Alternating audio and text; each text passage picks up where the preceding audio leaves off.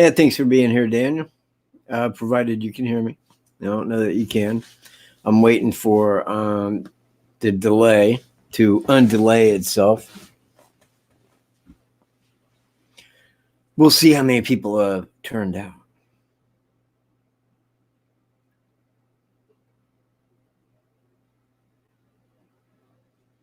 Two people. Okay. Well, I mean, I thought there was four of you, but hey, since there's only two people, let's talk. Tonight's topic of discussion will be the timing of all events at the Delphi murders. Now, what I did was, before my last video, the walkthrough, I had walked through 3 different times, each time from a different person's perspective, so that I could roll them in accordance with when they got there and get kind of a 4-dimensional shot, so to speak, of everybody's viewpoint, not including the girls, not their point of view, but everybody else's. So I thought that would be a cool video, man. And I'm still going to make that. I still need one more shot. But tonight, what I wanted to do was roll through one of the ones that started at Freedom Bridge at the main parking area. Now, I'm going to roll that from there and then pull it all the way out to the bridge and then cross the bridge. Now, Mike Weaver was with me. So, I mean, there's other people there. It may or may not be. I think that I kept on a casual walk, but you know what? I got one where we was just kicking it, just walking through, man, just talking, shit like that. So anyway, that's probably the main of what I'll be doing, is going through. Then that way, at any time during that video, a person can ask a question and I can hit it directly as to where they're talking about, like right there. Now, aside of that, I can as well explain that when I'm walking toward the bridge down there, that to the right's the Deer Creek. That's to my south side right here. Now, and again, because I pan to the left and you can see it's people's backyards, it really wouldn't have took very long for them to search that area. 5 people starting at Freedom Bridge, walk it down to Monon High Bridge, cross Monon High Bridge, check under it. The trails have been checked that quick. Now, they was out there searching for a very long time. I mean, I'm going to say they started sometime between 5 and 6 and called the search off at 12 midnight. Okay, this is me. And I mean, you know, I don't normally go by what other people say, but I mean, I'm pretty sure that if I was in that search party that I would have been finding. It's a matter of walking through, though. Now, on the flip side to that, you got to know where you're going, and I didn't at that time. So I'm not sitting here thinking like I knew the trail, because I really didn't.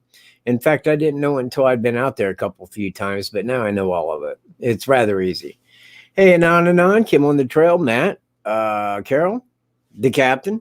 So, anywho, that's going to be the topic matter tonight.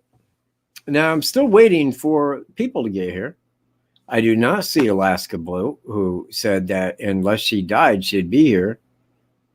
And I hope that that is not the case. But, you know, we don't know.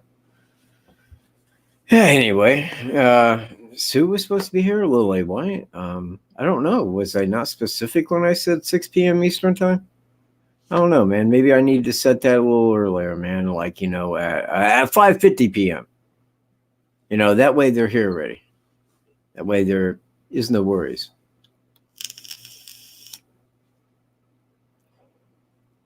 All right.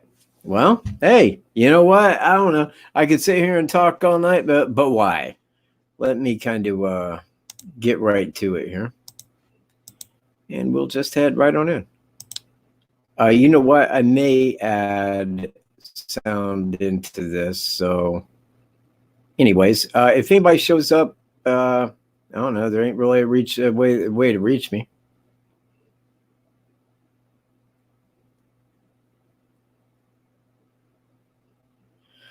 You know what? Probably a little after 6. I mean, because right now at 6 o'clock, it's dark, but then you still have about another month, add close to 20 minutes. It would probably been at about 6 o'clock p.m. When light was fully lost. But like I said, man, that was about the time they got started, was in that area. So by the time they checked the trail, it was probably dark at that time. And there she is. All right, thanks for getting here on time, Alaska Blue. There it is. Okay, so let me get to this video. I will turn the sound on, but I'm not going to be able to see chat. Okay.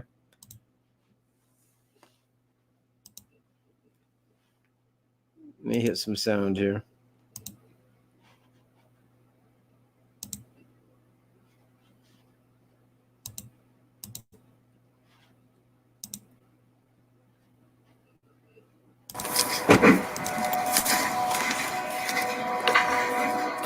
Now, this is starting at Freedom Bridge. And it was a little, it was colder, but it was also cloudy. Now, straight there to my front, back behind that sign, that is Highway 25. And that's the Delphi train, which goes through there all the time. Now I'm walking up toward Freedom Bridge, there at 25. That crosses over the top of 25.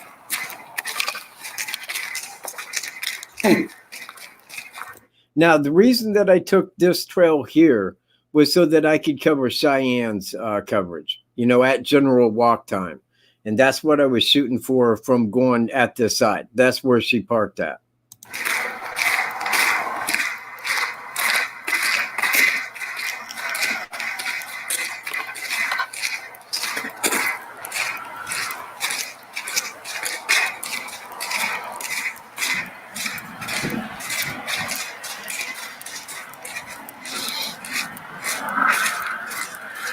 See, man, I wish I was a little bit more steady with that cam, but let me tell you, even when you're just holding it real steady, every time you take a step, man, that camera like seems like it moves forever.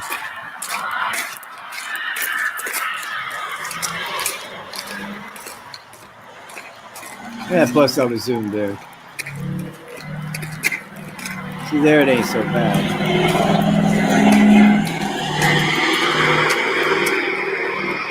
Dude, could you kill that effing car? Please. This was the railroad bridge. This was the tracks. Okay. That's me and Mike talking. So that's the old train, the 765 area code, I would imagine.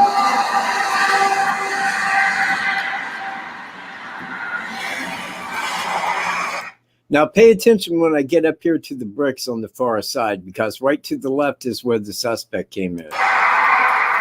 And I might pan over that way. I don't remember, but I may have.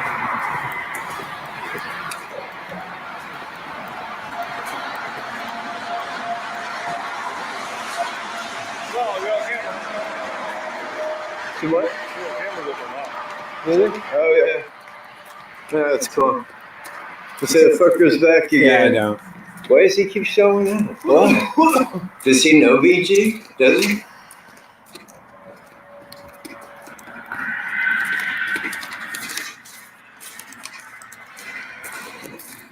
And now begins the trail. This is where the trail actually begins on the east side of Freedom Bridge. This is where the trail starts at. Now again, if I had one person there to the left side, and I had three others down to the right side, set out in so many yards apiece, all the way down to Deer Creek, and kept walking all the way down to the bridge, the trails were covered. They were searched. That fast. It's not very long down to the bridge. Actually, it's just a quick jaunt. I do more distance going and checking my mail and back.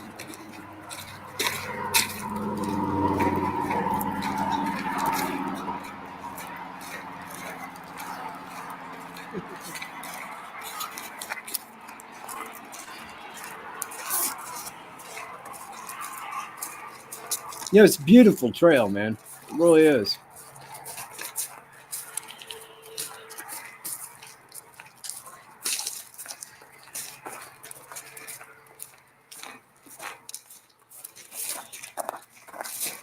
passing bench number 1. Yeah, I seen you had like 400 some views on your video last night. Yeah, it's rather weak. Used to do a lot better when I could put out the live link on Facebook. And, you know, Reddit, Twitter. That way people could just click the link and bam, was live. You can't do that with the software I'm using. You can't run it like a live link. So we're just giving general crap here. We're just talking. This is really the boring part. That's why I wanted to kill the sound, but nobody wants to watch a video without sound.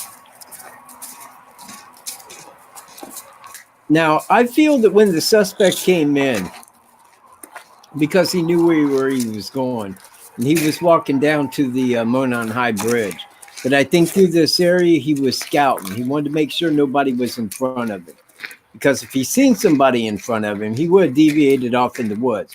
He didn't want anybody to see his face. And if it wasn't for the one lady, the only person that would have seen him leave in 3 hours of being there was Flouncer guy. That would have been it. And that was accidental, man. He was hoping nobody was en route when he started walking back to 501. So now you see right over... hang on. Let me kind of... pan back over a little bit, dude. You can't see it right there. But anyway, Deer Creek's over here. Like, it's got this hill in front of it, but it's going to be like right up in here. Because Deer Creek's just down there a piece. That's it. Afraid of heights? No, I ain't afraid to cross that bridge. Do what? I ain't afraid to cross that bridge. Okay. 70-some feet in the air. Missing railroad ties. I used to walk across the top of the bridge and jump off in the water. You wouldn't do that here. Because that water's about 6 inches deep. You're like, holy fuck. Oh, God, man, I cussed. Big ass bridge for a little bit of water. Well, they want my money. Now, this is the second tallest railroad bridge in Indiana. Actually, the second tallest bridge in Indiana. If you didn't know that. Now, to my left right there, that top of that hill, that's County Road 300. Cool place to kind of go and hang out. That's how close County Road 300 is to that trail. Like I said, it's further down to Deer Creek to the right, but you could put 3 people right there and walk that. Trails would have been searched. Yeah. That quick. Same size. Some areas, yeah.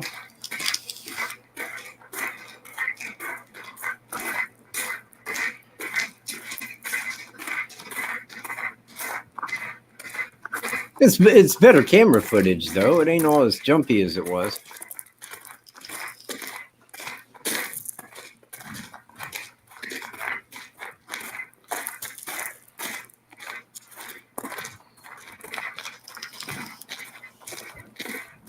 Now, right there, right over here, that's Deer Creek.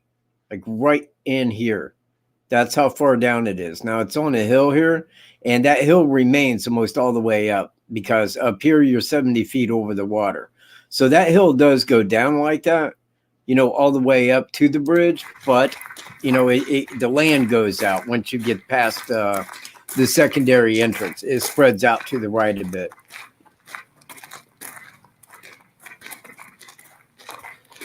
Now, what we're coming up to right here, and I don't think I'm going to pan down because I'm continuing walk time.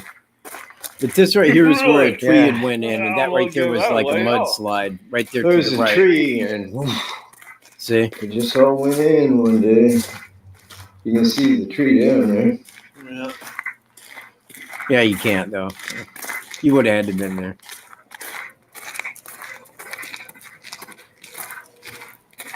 Now, we're approaching the midway spot right here.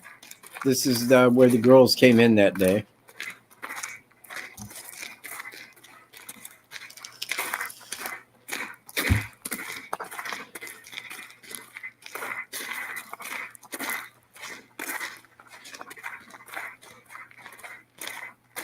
And right there at the secondary entrance, because that was parking where you could park there.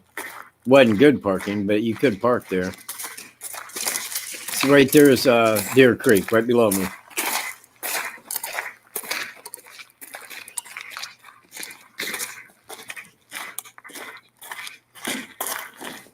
Come back in here with a chainsaw.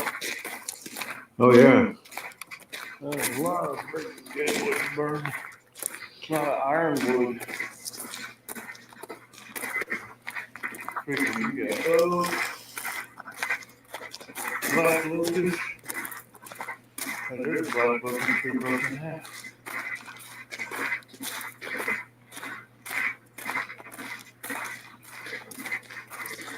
Now right up here, and it should be that right in here, there's a bench there. And that's right there where it goes into the 505 trail. That follows parallel to the 501, but it's so many yards over to the right that it goes down to the water rather than the bridge. Right there by the corner, by the road.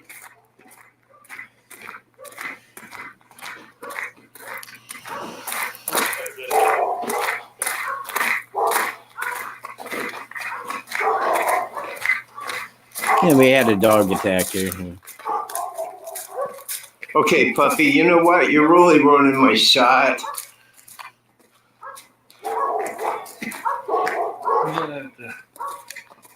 Keep it out for a big stick. Man, pan to the right, dude. Come on. There you go. Oh, Puffy, come on, man. Yeah, now that's the 505 Carry the trail. hell on. That quick pan in right there. That begins the 505. It turns right sideways and then follows this one right here parallel down. See, just like that.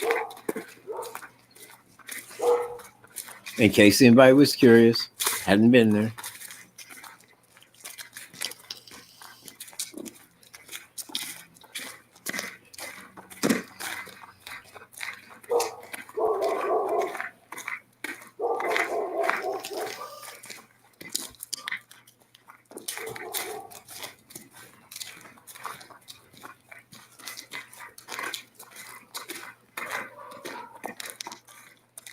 In fact, you know what? We walk all the way up Maybe 3 years, right? to where they crossed. Yeah. Actually, we went back down Yep. to the area together. It's going to 4, I believe. Huh? It's going to go to 4 But years. this before time they back, make the we went the announcement. northern We're route. right toward it. Rather than the way that I did in the video, the southern route, we walked back up to the cemetery, then cut left back to the 501. Really, not much difference in timing at all. Follow along here. Pretty much identical. Still got to go up the same It's hill. a path Still already cut left. pre-made.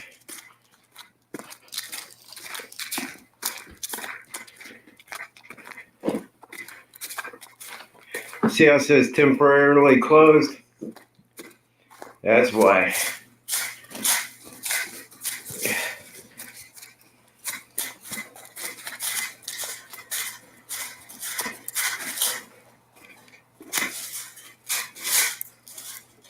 That right there to the front was the 505 trail.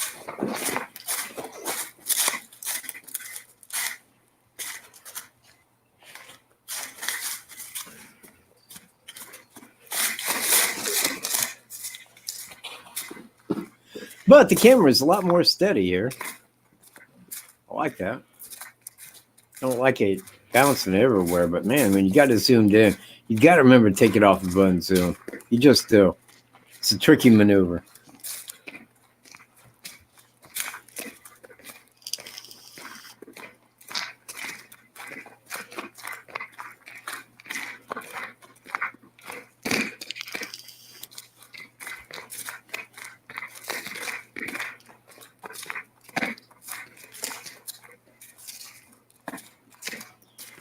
And in part, a lot of the reason that I made these videos like this was for general walk time. Now, mind you, Flannel Shirt Guy would walk a little bit slower than I, as would probably Cheyenne just in a casual, normal walk. But some of that could be reduced out. I mean, because it wouldn't be by much. No, In we 10 were minutes, about 10 At normal here. walk time, if not walking together, she would have been about 15 seconds behind me. flannel shirt guy, could've probably seen 30, maybe a little less. Cheyenne, because he was coming from that direction there. That right there to that She was left where I heading panned toward at, that's the bridge direction up here. from Now where he this right came here when is she the came bend. in. The Okay. leaves were identical. None Once were we on get the up there, trees. we can see the bridge. There's a deer. Oh, a deer. Man, I forgot You about the missed deer. it, dude. A deer, see it? Okay. At Deer Creek. So he was Imagine the odds. Yeah, the crime scene was down there, and he was coming back here to hit this trail to leave. Now, from right up here, he could have seen that they was crossing from about right here. But I think That's he was the on bend the south area. side, man. Over there. So he could have seen who The girls were crossing, going that way, heading across, yep. and he caught up to him. Or he was on the south side waiting. And I think that's where it happened. Oh man, that one picture shows standing behind the tree when they was walking. No. That was BS, man. There wasn't nobody. I can show you that tree, dude. Wasn't nobody back there by that tree.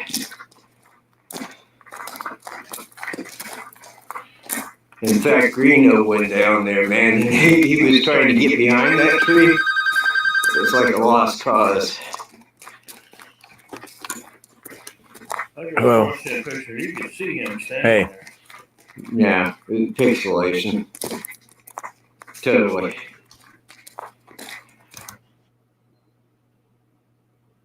On what thing? Turn my volume down on the live?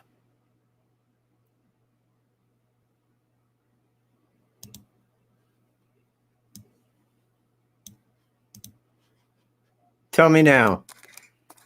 I'll stop this. What about now? Get to the bridge. What about now?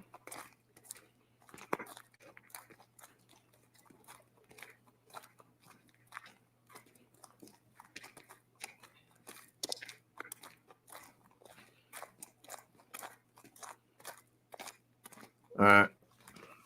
It should stop as soon as I hit the bridge here. Okay. All right. Thanks. Squirrel running. Look, check it out. Sorry for that, everyone. I really am. Yeah. Again, I can't see chat from here. All right, this is where it ends right here. Bridge. Now, what I did was I took the time of this, and when I started up, I added to the next. That way, I kept the time all in one order. So, and again, that was kind of the walk down to there. From where Freedom Bridge is. Now, let me check that real quick. I wanted to see the time on that. Shit, it took 16 and a half minutes from getting out of the car to get to the bridge.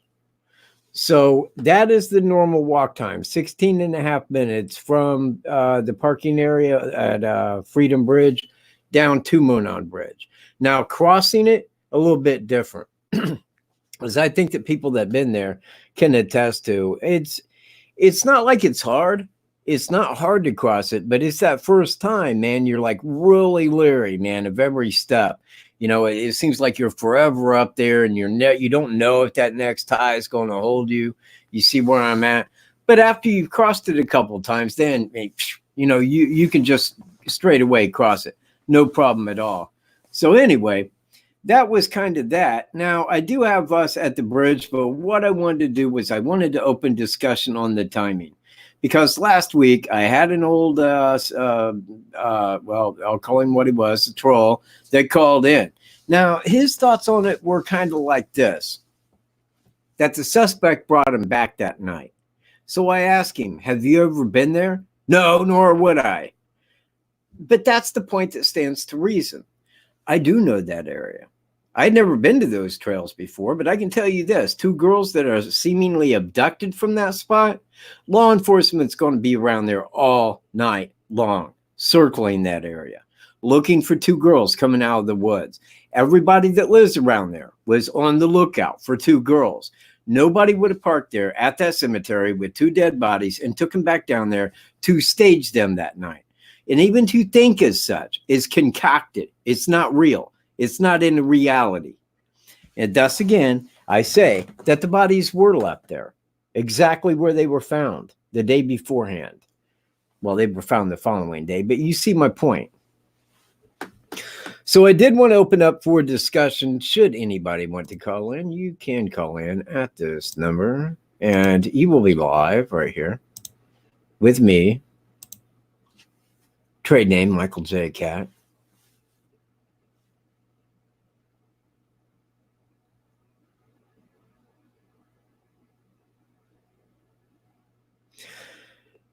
Yeah, he does. You know what, Morris? He does, and that's on his last step. It's his right leg goes over the left, like he's turning to his left.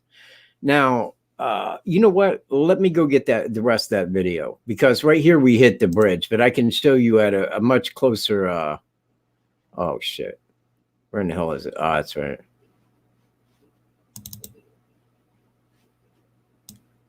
Down to Thomas first. I'll walk through. I think this is it right here.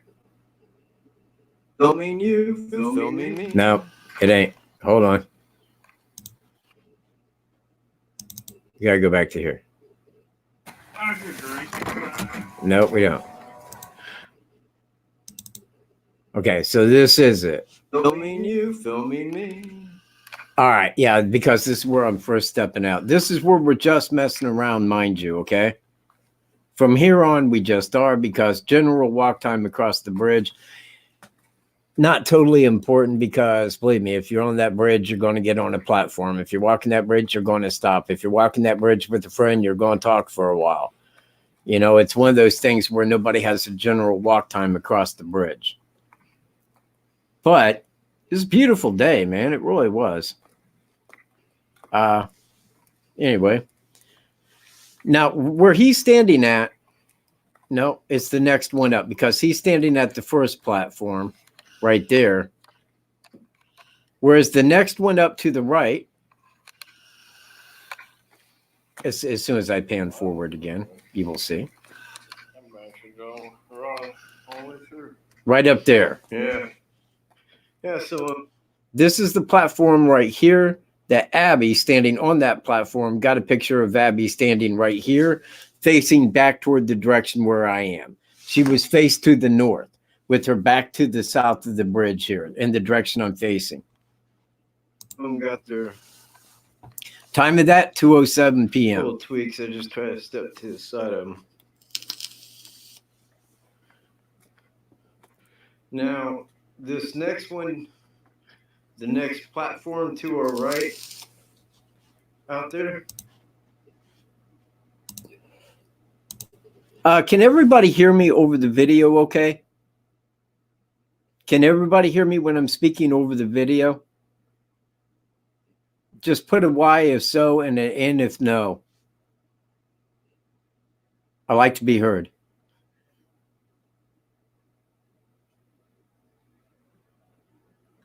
Okay. All right. Matt, right on. Thank you.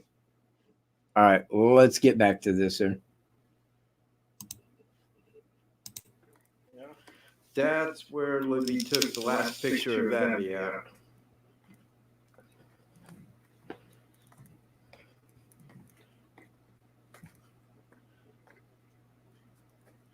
And uploaded it to Snapchat.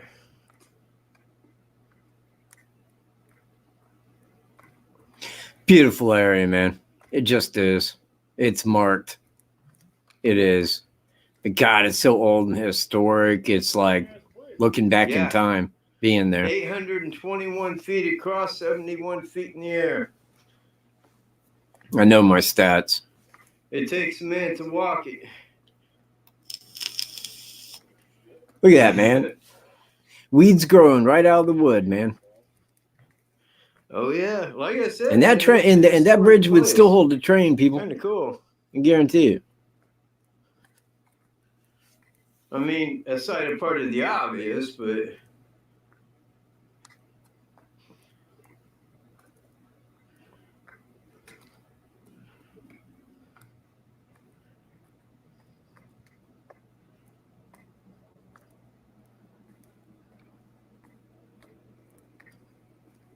all right, well, stop right back over there. Back up just a piece. All right, now this right here is kind of an example of about where toward me a little bit, like Abby was. like back over this way. But as you can see, that's Right, the now have your background other of leg that pointed picture forward. right back there. Now, what you're Yep. looking at, that area back there, Like the that. ground behind you, How that's Abby Mira's was, property. Right there. That's She just got her right on picture. this side of 300. Yep, from right here, she took a picture with a cell phone. And he was looking down. No, he was probably back on that side of the bridge. Okay. No, this is before they was abducted. This is while they was just walking the bridge. She uploaded that to Snapchat because, again, man, they was just out here hiking, man. That was the whole of it.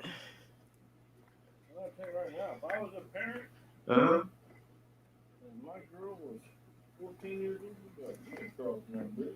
Well, that's exactly what Abby's mom had said. It's too dangerous.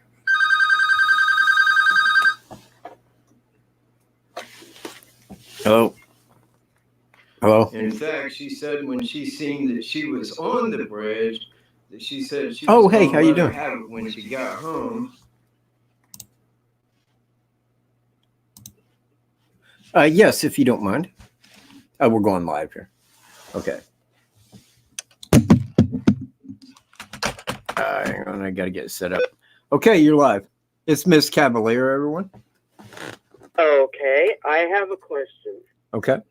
Over the last few days, I've been doing a lot of research and miscellaneous, but I saw a picture, and I can't remember if it's on your video, Greeno's video, or where, that there is a red railroad trestle, like, that has the Monon High Bridge Trail painted on it. Where is Or what? Say that again? No, I missed what you said. Okay. There is a red trestle,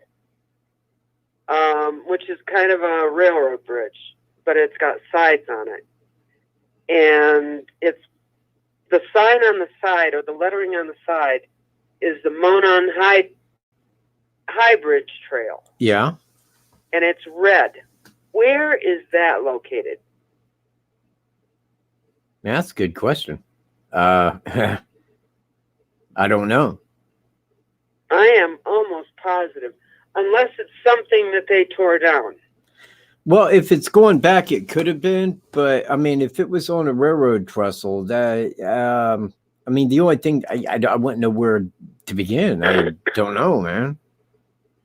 I really don't. Well, I will see if I can find it and send it to you. Okay. And maybe you can tell me if it's an old bridge that they tore out. That they tore out any bridge since that time. But the only thing is that for it to be right there, it would have to be like directly right there at the trail in order to say that. You see where I'm at? And I'm trying to think like, well, where that would be. And I don't know, man. As though, I'm sorry, I stepped all over you. How? It looks as though it's not on a main highway because it's not a long enough span. And it's it's arched at the bottom, and it's brick.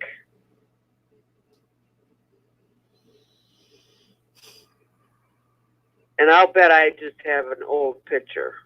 Maybe. You know what? Send it to my email. Let me throw that up real quick. Well, you know my email. Yeah, I have your email. Okay. the other thing is, how are people in town doing with all this since it's almost 3 years Now, old? okay, are you talking about Freedom Bridge? No. I know what Freedom Bridge is. I know exactly what that is. Well, because I had never seen anything on Freedom Bridge, but then again, there's only that one other bridge, and I know it ain't on the side of that bridge. It's not on the side of Monon Bridge, so I'm kind of lost as to what bridge it might have been. Well, it doesn't exactly look like a bridge. Have you ever been to Chicago? Yeah. Okay.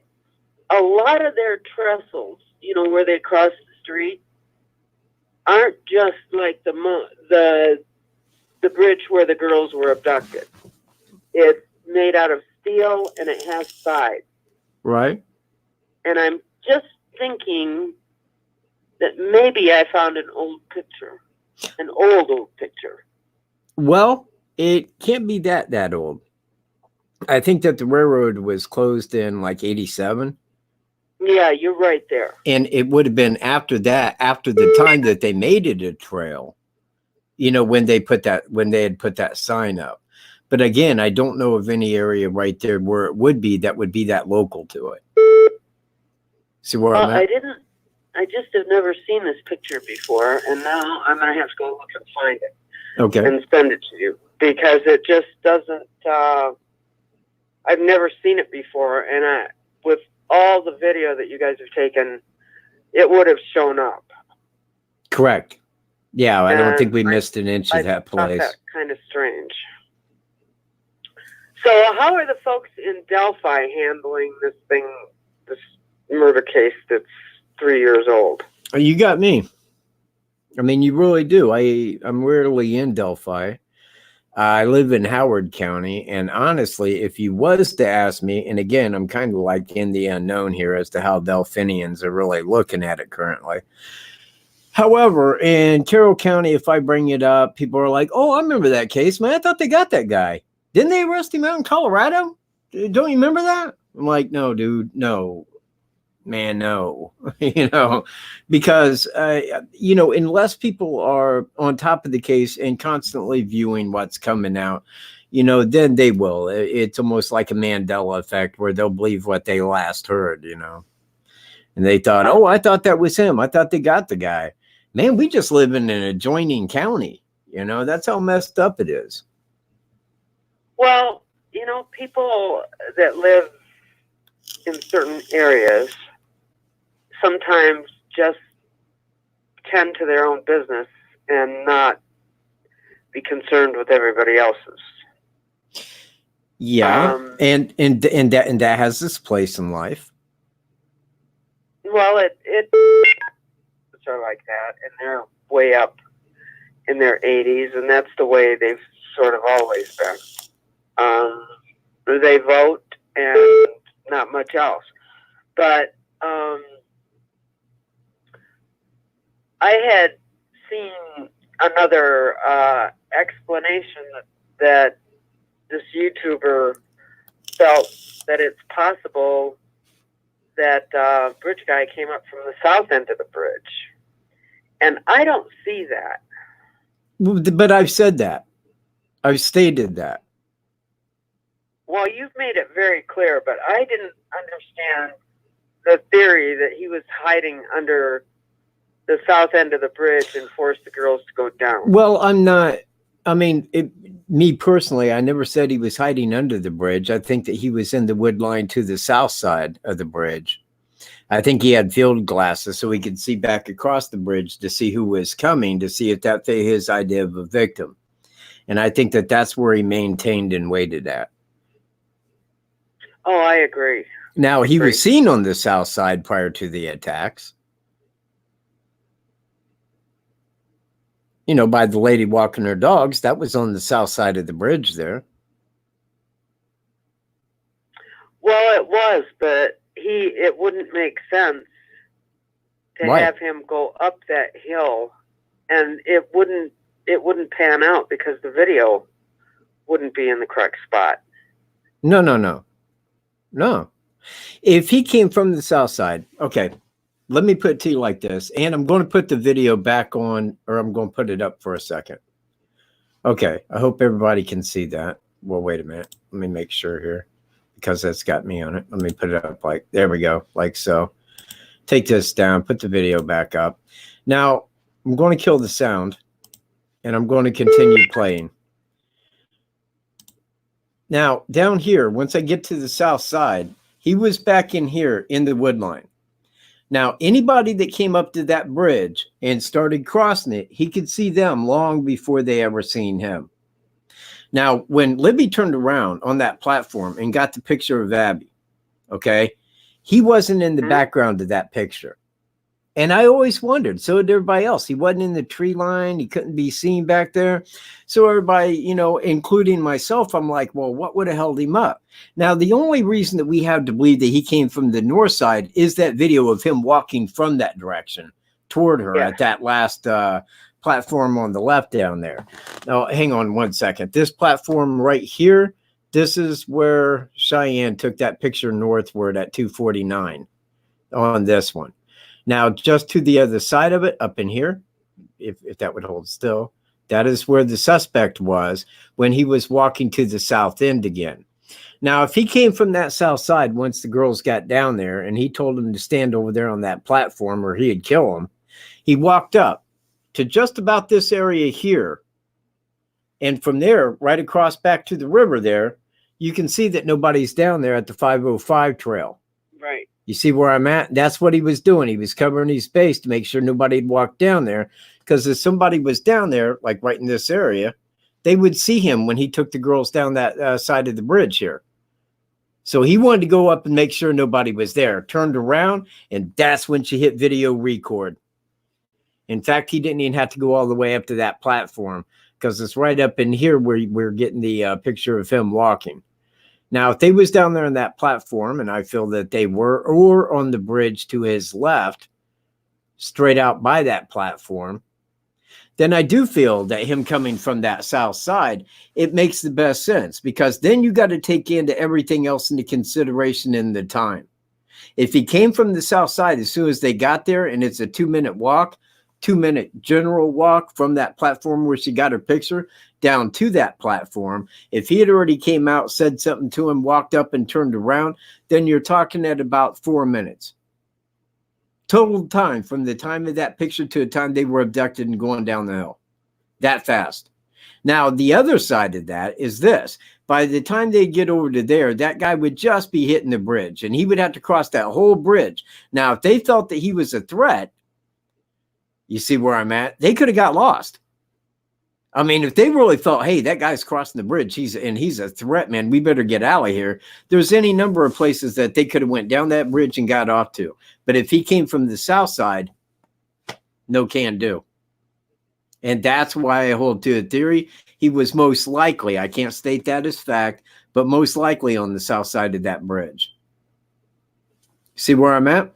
What's the fastest you've ever crossed it? You know what? I never timed myself. I never have. And the estimate from where Libby was standing with the camera to him when she took that picture was 65 feet. You know what? I don't think it's that far from there. I mean, it's probably every bit of 40 plus, but I'm not positive on how far away they were exactly. I mean, I could have went and got measurements, but the measurements wouldn't do me anything without a camera for same exact likeness. Right. See where I'm at? Well, I'm just confused. I don't have my paperwork with me, and I don't have. I can't watch your screen.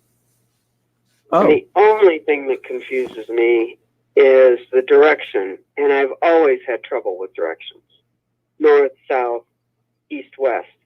Well, okay. You know, I grew up in farm country in Michigan, and all the roads ran north and south, east and west. And right now I'm in Denver, and nothing on north, south, east, and west. So forgive me for that. Well, But, let me pull this up here real quick. And what I'm pulling up is the map of the area so you can kind of see the direction. Okay. uh-huh. And I wanted to do this in the video I put out, and I just got tired of editing, and I said, yeah, screw it. I don't blame you. No, you should, man, because I should really be That's- making better videos. This right here is the railroad bridge, okay? Uh-huh. Down here. Now, we walked from over here. This is where we parked, right here where my mouse is. Walked up. This right here is Freedom Bridge. That says this is Freedom Bridge. And then you start right here down into the Monon Trail. Now, this right here is the trail that I walked to get to the bridge down here. Okay? Uh-huh. Now, right here is where she took that picture of Abby, about right here, facing this way at a north-northeast. This is north up here. At the top of the screen is north. This over here Right. is east. Over here is west toward Delphi. And then this down here at the very bottom of my screen is south.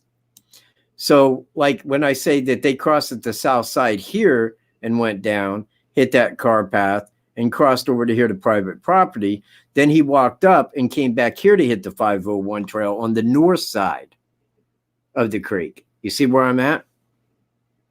Well, let me ask The you creek is this. Yeah, running I do. east and west across the screen, west to east.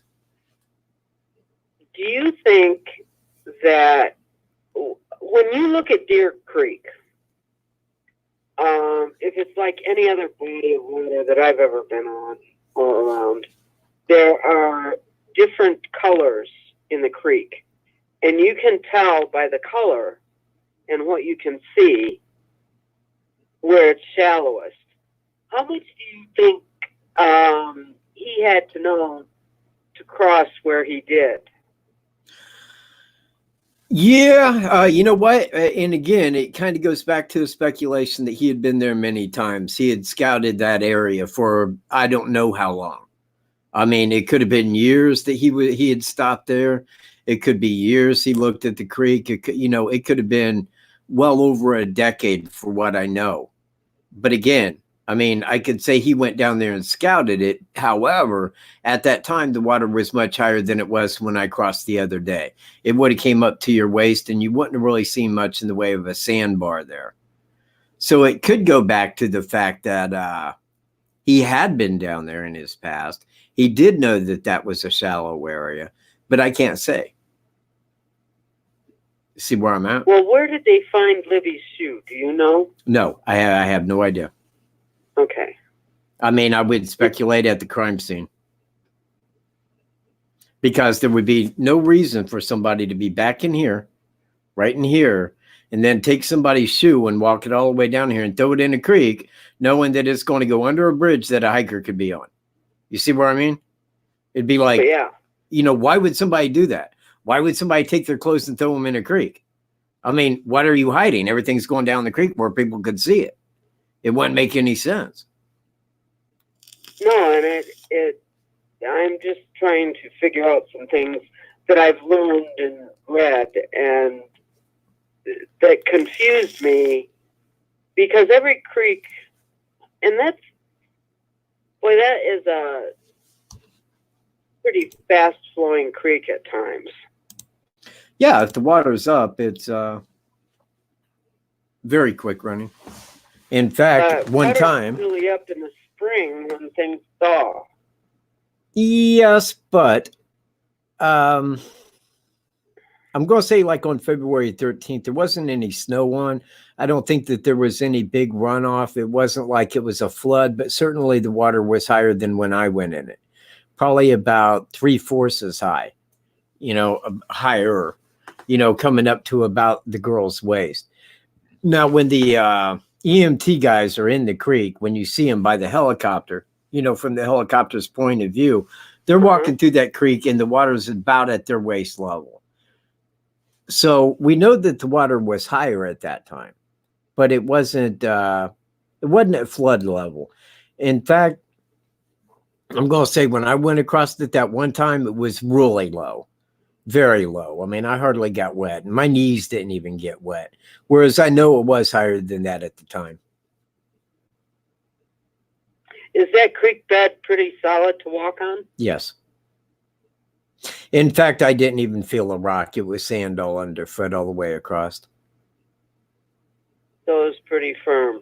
Yeah. Okay. Well, I am going to get off for a little bit. I may call you back. Okay. Please but feel I'm going to free. see if I can find that picture. Yeah, and if you do, kind of, well, if you got it on your computer, you can't. But you know what? Oh, hell, I can't even do that. All right. If you do find it, let me know in the chat, okay? I will. Okay. And I'll shoot it to you right away. All right. Okay. Okay. Thanks for calling, Sue. Have a nice night. Okay, everybody, that was Miss Cavalier calling in. And we will get right back to the video now. Sorry, Matt.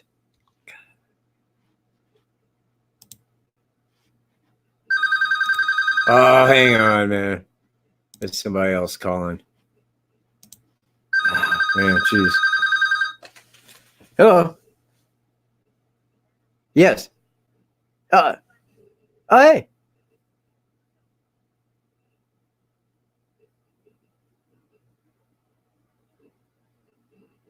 To what?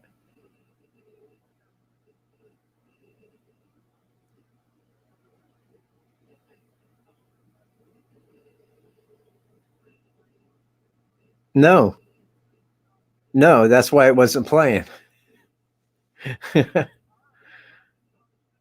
right, I appreciate it. All right, peace. No, I'm sorry, everybody. I killed the video during talk because then that way we could focus on what the person was asking. I'm getting right back to the video now. Hold tight here. There we go. And here it rolls. Oh, wait, I better turn the mic back on.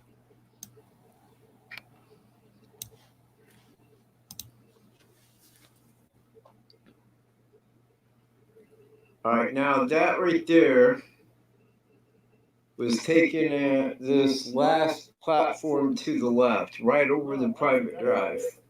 That is the private drive there. Right to the private that goes under the bridge. That's where you hit. As soon as you go down the first hill, you hit the private drive, then go down another hill, as you'll probably see. Because we do walk down to there, but we don't cross right there. We go back around to the area rather than crossing the creek. Now, right here. Hang on, let me pan up. Now, right there. I think that back in here was a likely position for him, back behind this brush, you know, right in there. Because if he's sitting back down in here and he's got field glasses, then when he turns around and he's facing right here to the north, back toward the trail, I think he was the bridge, he can see anybody crossing. He can see what they look like. There, she's the one that was walking her dogs. See, she lives right there. That's where the lady walking her dogs lived, right there. Why in the hell can't I see that? Oh, there it is. I was looking through the viewfinder, man. The lady that was walking her dogs. And this trail right here, this is where she was walking her dogs. And I think that he was probably back in here, somewhere in this area, maybe down each one side of the hill here, and was waiting because he had field glasses where he could see down the bridge and see who was coming. Ah, that limb blew it, man. Kept me out of focus. And that's what he was waiting. There it is, but so you could see clear to the other side. That way he could see adequately who was coming. This here, if I may. Is this the end of the trail? Yeah. Actually, the end of the bridge is the trail, but this right here. Now, we're good 100 feet out from the bridge. So this is the hill. So when I say, Scott, go down the hill. No? Yeah, please. Get your ass down that hill. I gotta go, bro. I ain't playing around again. I was making light, but I wasn't doing it over murder. He wanted to go. So I says, all right, let's go, champ. Michael Left Hook Weaver, man.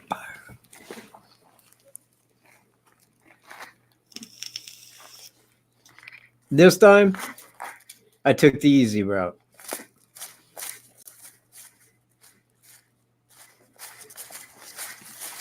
I didn't need to be no hard ass. All right. And Okay, now we're following the same path again as what they did. Yep, this is the exact direction he took them. The same one we're following. Because this right here, and as you see when I hit the side right here where it starts to go down, there's a walking path. This is the area where people walk. Now, as you see, there's a couple of hills here. And it's also as well used by deer. It don't look as much as a hill as it really, really does. Because But of the path that they make.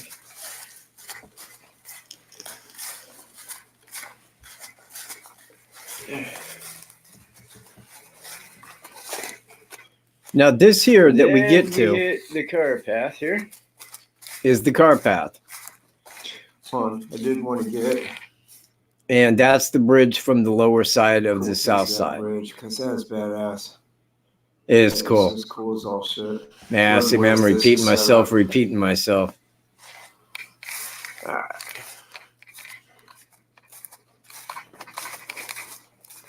So we are on that path now, and it does not look quite as much like a path as what it is, but it's a little grown in.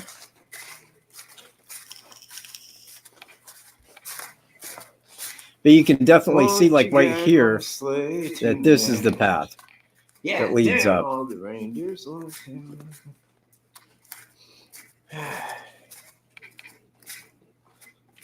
Now, when we get up here, you will see what the creek looked like at that time. See, he was down here, man. He scouted this area like long before anybody got here. He knew that this right here was the shallow point.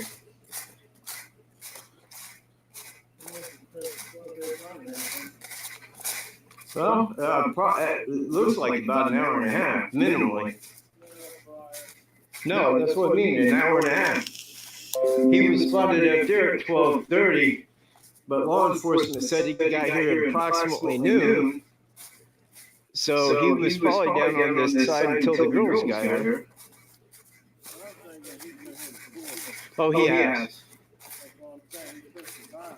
Oh, got it. Yeah. And now we're arriving back at Deer Creek right here. Now, this is the path that they took, because right there on the far shore, like right back in here, is the crime scene. Like right back in that area. About right up in there. Now, again, we don't cross, but as you can see, what that is right there to my front is the sandbar. Now, that right there was likely underwater at that time. Probably right here where we're walking out on, not all that much.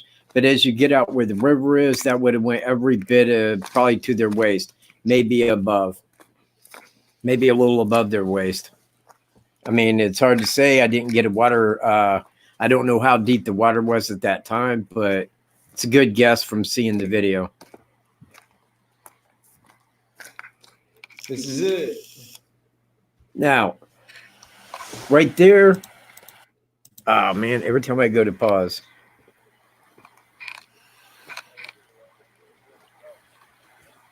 That's the area there on the north shore.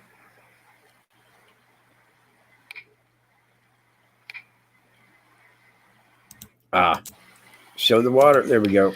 Now, this isn't real Hang deep on, right now. Stop moving the camera, dude.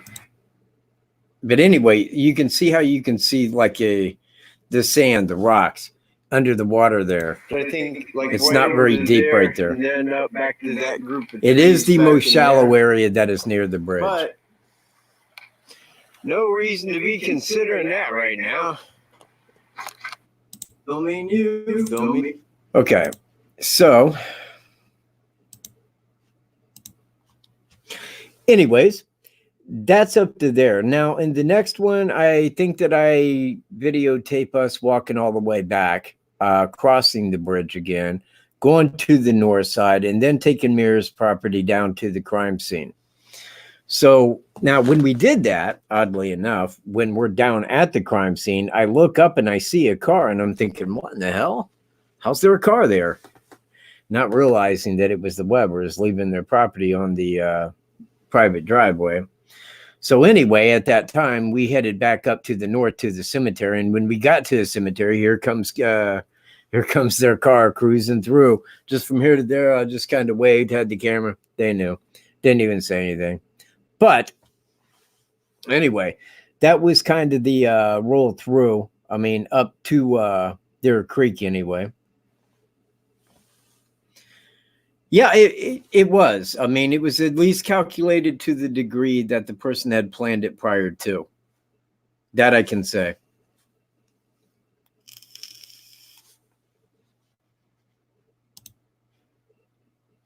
Oh, there it is. Oh, shit. No, not like that. There you go. That's for any callers in. If anybody would like to call. Wow, man, you talk about fast. I don't give it to you guys enough. You guys are awesome. Hey. Pretty good, man. How you doing?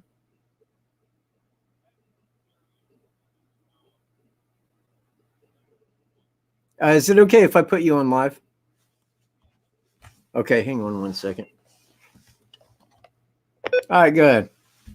Yeah, hey, Michael, you know that spot where he took them across the river and there's like sort of like a little on-ramp up into the spot where he took them. Mm-hmm. Like where all the rest of the land seems like it would be hard to get over, very hard. Yeah. But so the likelihood that they ran or got away from him, is very highly unlikely. He must have known that spot.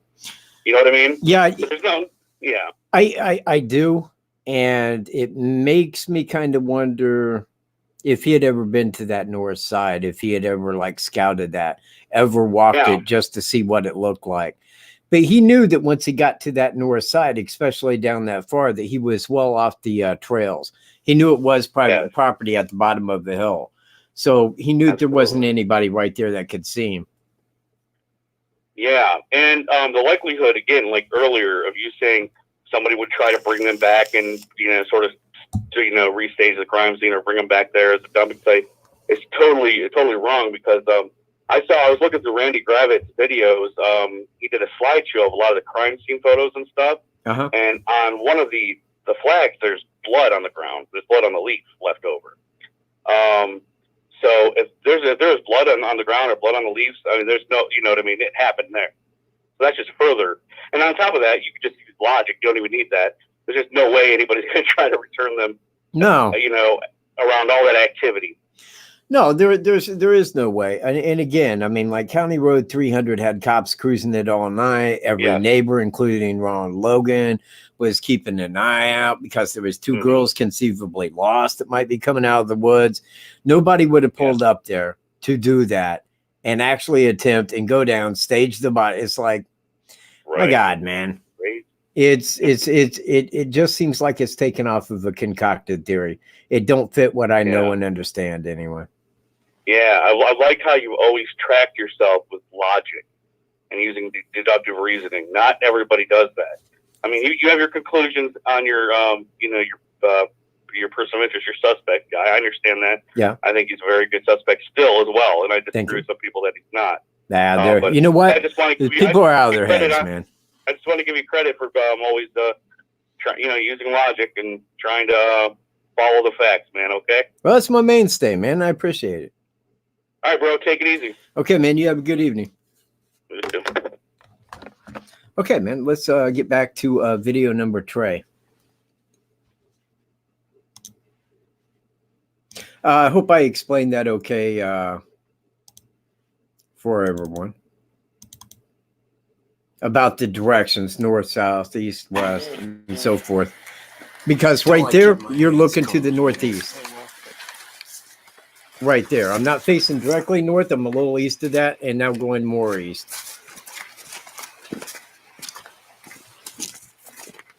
Well, actually, now, where in the hell am I going?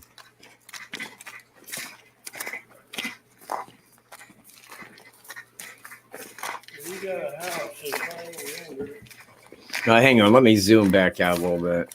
There you go. Thanks, dude. Thanks for zooming out. Ah.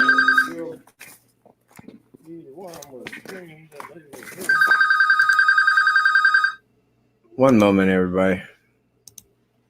Let me answer my phone, please. Hello.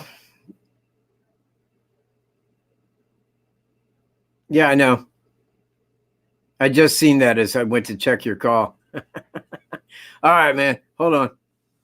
But that was Lily telling me that the video couldn't be seen. Hang on.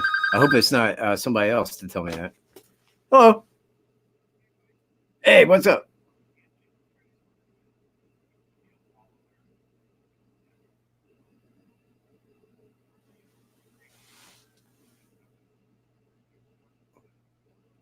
Well, that's Freedom Bridge.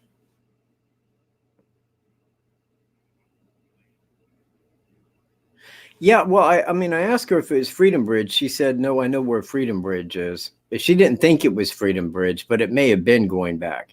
I mean, maybe at some time beforehand, you know, I don't know.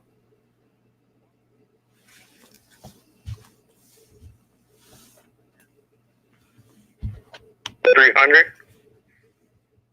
Yeah. That's the other spot that could be possible that she's trying to say. You know what? That ain't too bad. I mean, like if you're coming south on 25 and you hit that overpass where 300 goes over 25, it could say, you know, like up this way or 300 right there to make a right to go to Monon High Bridge Trail. And that very well may be. Talking about the red car in my group that we have going on, a lady posted about 12:30 a red car and a white car underneath the underpass parking in a haphazard way. Yeah. So that's the only thing I'm thinking that maybe she might have been referring about was something in our group. Like? Basically, a lady in our group stated that she drove by and on the 300, took pictures of two cars that were parked in the wrong way, right where Samuel Road goes into 300. And that's my guess of what she might have been talking about. Yeah, maybe. I don't really know. Fortunately, you're not in our group. Granted, it's a public group to see all the pictures that we have. Yeah, well, I mean, I can go out there and get any pictures I want. In fact, again, I don't think that there's too much of that area that we have not covered. Of course. But I appreciate the offer nonetheless. But at least I'm quoting what Anthony was thinking, since his mic's all messed up right now. Yeah. But did you notice any difference from Anthony's prior one? Like, was the tractor gone? Were the boards gone?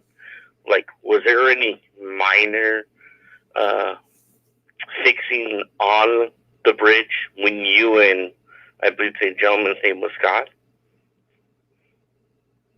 You know what? No. And they had started that. They had cranes down there. They had already began. And in that time, they removed everything and everything was right back the way it was. So I have no idea what they're doing. Between that Anthony fit in, they still didn't put something there either? Not to my knowledge. Believe me, you would, if you relook at your video, you'd really notice that big 3 feet gap difference. Of what? On the bridge. A 3-foot gap? Yeah.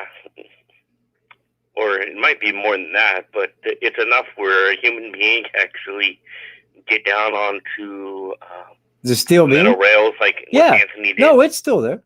Okay. No, those are still there. But I mean, like, as far as like any fixing of the bridge, that never happened. They were set up to do it, but they didn't. You see where I'm at? Are you still there, or did Yes. we just? Oh, okay. Because this pause is in between. Okay. Okay. But other than that, that's what I was just mostly calling about. All right, man. I appreciate you calling, man. All right, bye-bye. Bye. All right, let's get back to the video. This time, let's make sure we got this like, there we go. Now, back to the video at hand, people. Well, issue was outside. And now we're walking back the way we came in. Back up that car path to Moon on High Bridge. Straight back, actually. Now, that's the bridge right there, or the hill that's on the left-hand side. That at the top of that hill is the private drive. And we're going to be cutting a right here in a minute, following the trail.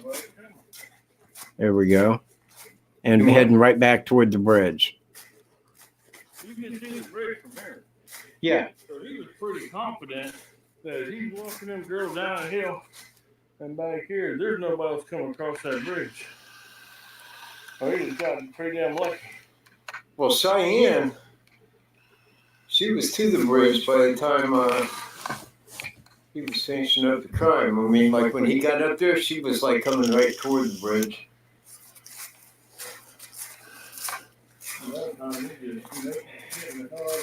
Exactly. Yeah. He didn't want to be around there any further. Now, again, I don't know that anybody wants to see the return trip, but you know what? Nobody ever does.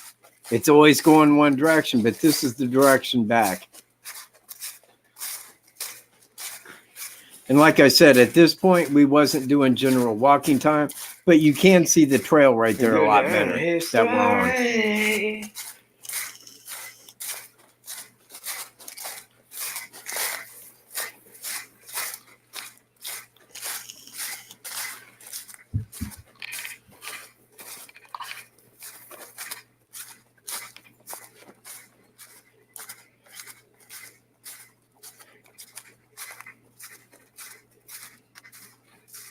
Beautiful, isn't it? Positively stunning to be out there in the woods like around that. It's just so old, man. 1895 is when they built that bridge. Yeah. I don't even know how they got the stuff there, man.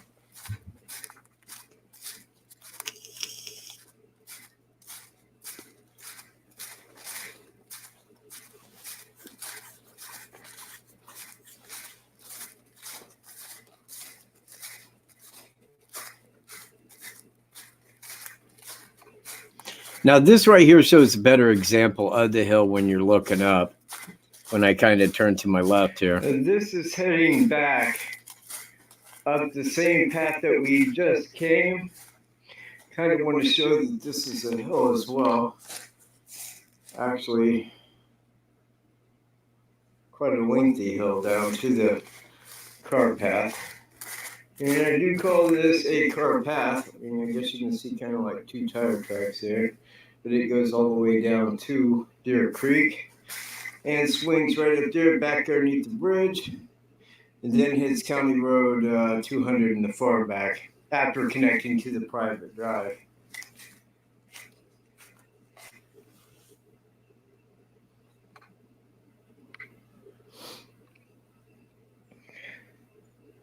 I'd love to go out there and like metal detect. Some shell too, doesn't it? Right there. Might find some real old coins, man. Some gold and silver and stuff, man.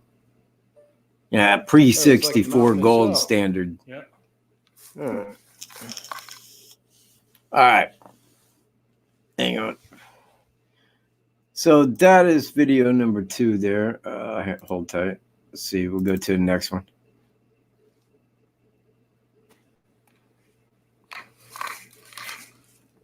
God, this is like 18 seconds long. Great. It's just me going up the hill.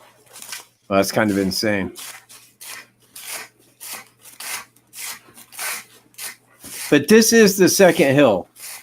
And it does connect with the private drive up here. Once it flattens back out there, then straight to my front right here is that private drive that runs under the bridge right there.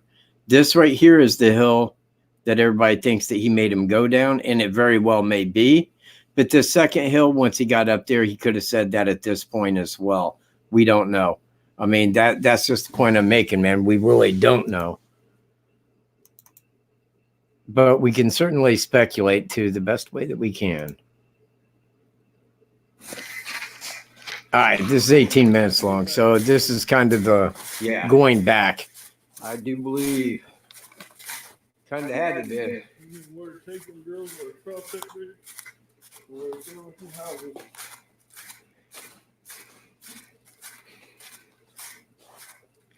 All right, this right here is probably the easier way to go.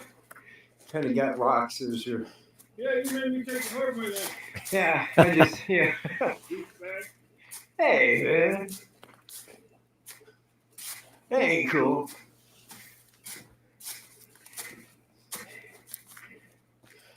Man, I wonder how long those rocks have been there, man. Man, they could have been there since the 1800s, man. Long time.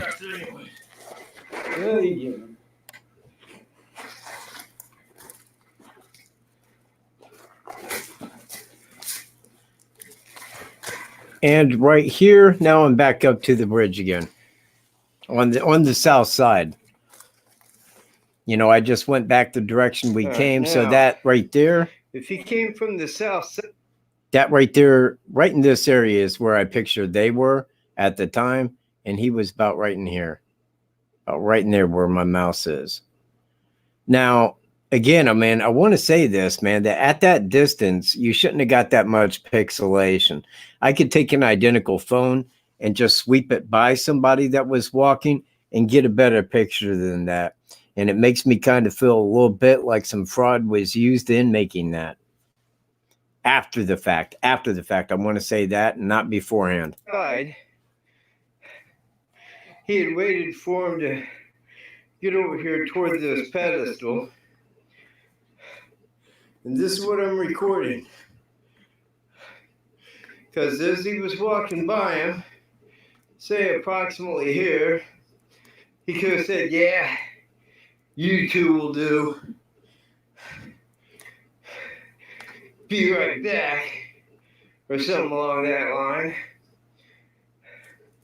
Because he got up here toward that platform to see if anybody was over at the 505 trail. And that's when he turned around, I think.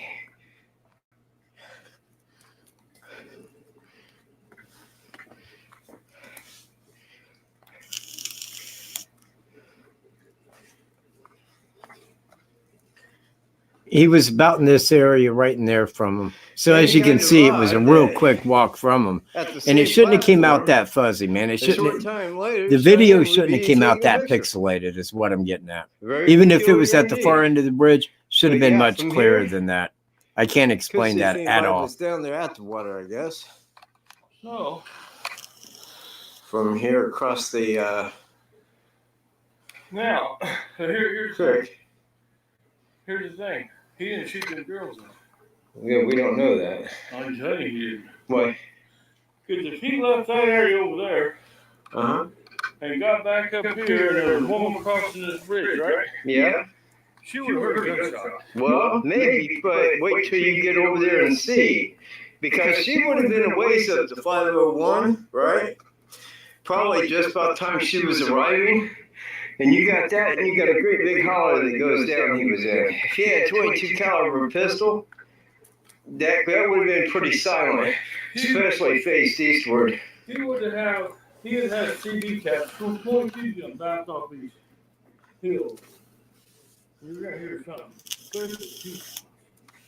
Well, hey, yeah, I don't think that the gunshot was the manner of death. I think he was probably more apt to cut or strangle. Yeah, sorry, man. I mean, it was kind of a private discussion, you know, but it's in the video. Yeah, that he did know. But I wasn't trying to relay this message any in this, but I mean, I've covered that before anyway. I do.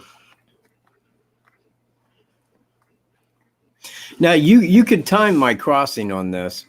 and it would probably be about average time. It's about the same, every time across. There's the certain steps you've got to watch for, but you got to keep your head down. But you're way up there, man.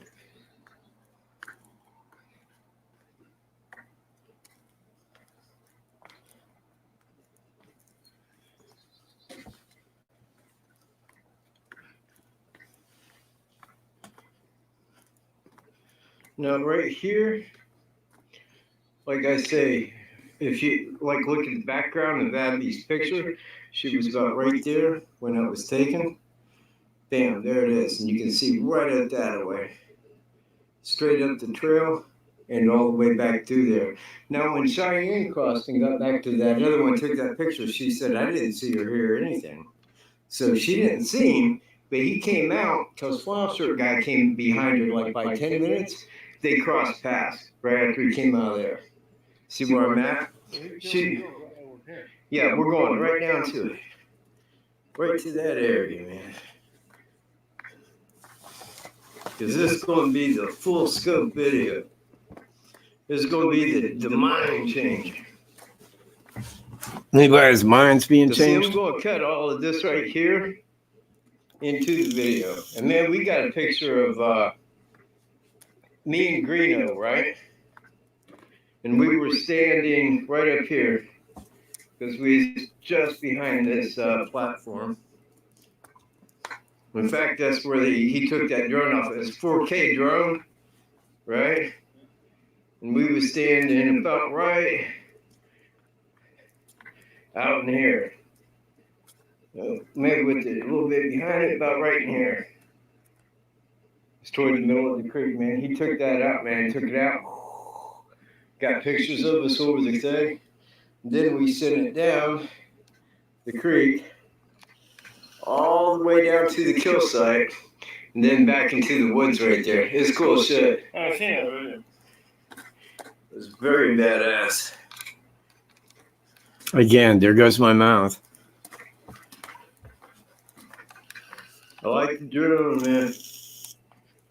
4K drones are the shit.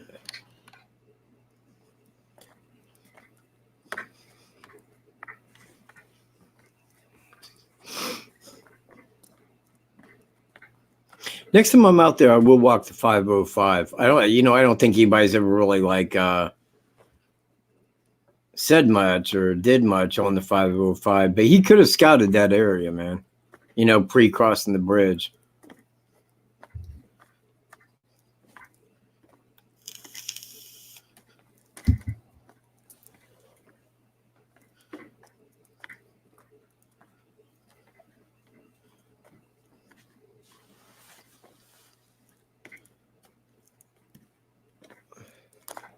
All right, man. Let's begin.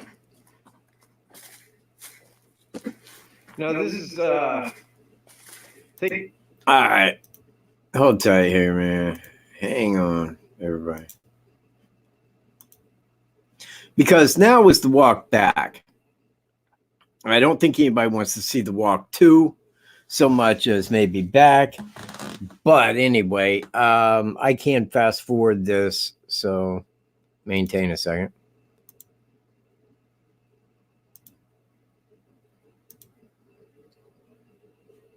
All right. Let's get back to it. all right, so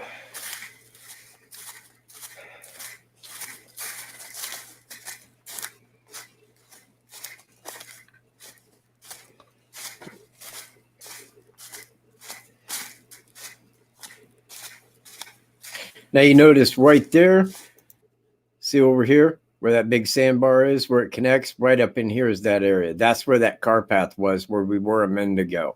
Now we're on the north side of Deer Creek. See, we just went up back to the bridge, hit that north side, took a right, and walked right back over to that area again. now last time I came up right into here, right up there and came up, and this is about where I stopped the camera at. Yeah, right over in this area here. This is the group. Not that area, not the area I'm pointing my camera, people.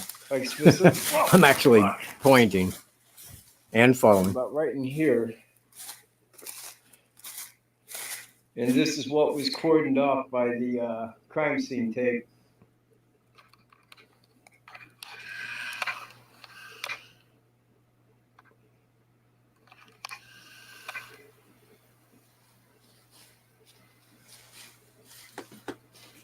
It's kind of a good look. It's actually clearer now than what it was probably in the video.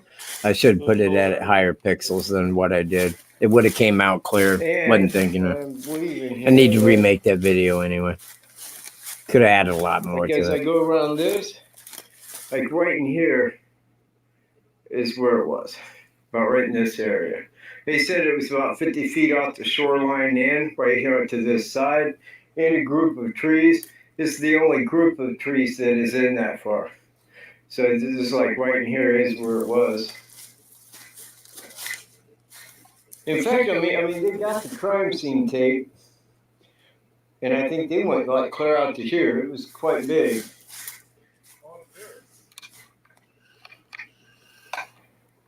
And that's Deer Creek back there.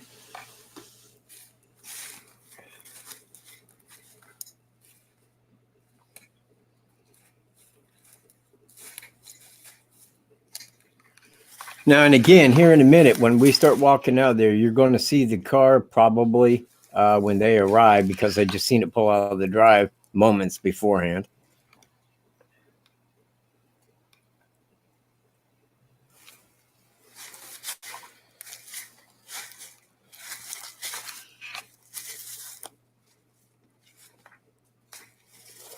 Now, this right here, crap. Let me pan up, man. Dude, pan up. Close. Right there. Now, you see this hill? See how that goes up right there? That's the holler you're down in. You're way down in there, and that isn't showing the top of it. But when you get to the top of that hill, then it's a very deep ravine, because the other side is just as tall as this, but it goes all the way down like that. It's a very deep ravine. That's why I said if people were coming from the direction I'm looking this way, they would have seen that ravine and said, yeah, they wouldn't have crossed that ravine to get over to somebody's horse field. It's just right there. They wouldn't have done that. That's kind of my thought. I don't know that to be true, but that could have been somebody's first thought upon seeing that ravine. Like, yeah, they wouldn't have just went across like that.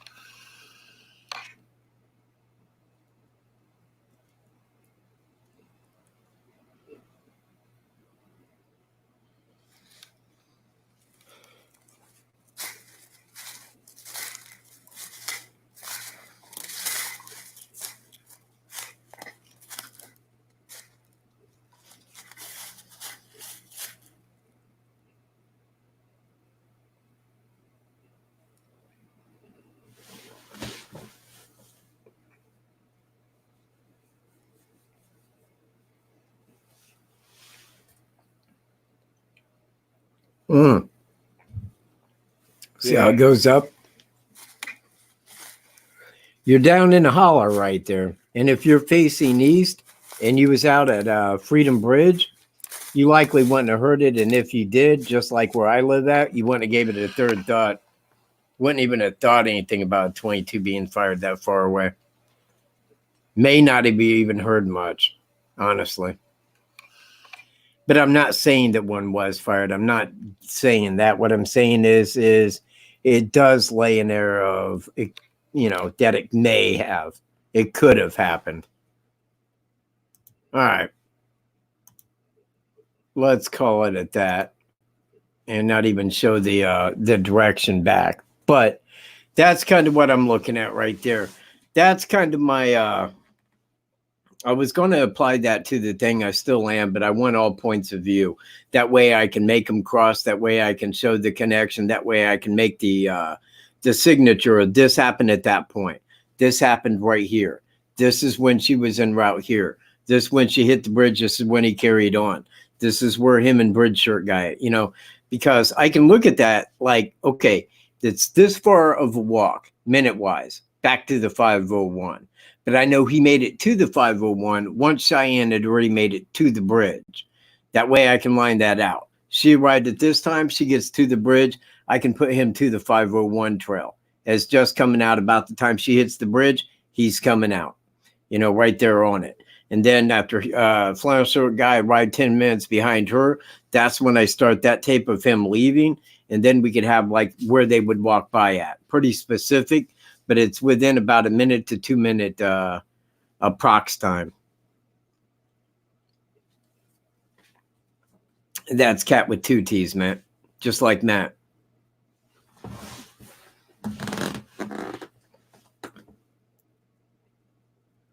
Oh, it ain't that bad. It really ain't. It's up there a piece. But really, man, that bridge is sturdy. I mean, there isn't no way you're going to step on one of those ties and go through. And it just ain't going to happen. Anyway, that is my number if anybody wishes to call, because tonight I'm talking timeline here. I'm talking the timestamp video, the one du jour, meaning of the day, which is Tuesday at 7:30 p.m. Eastern time. Go ahead. Give Cat a call.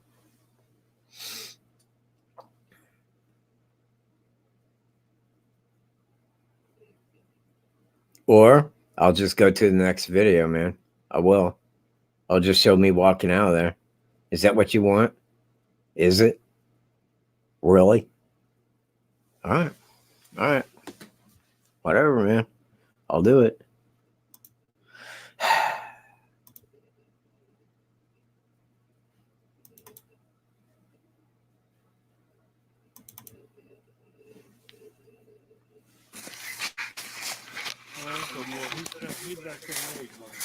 Wrong one.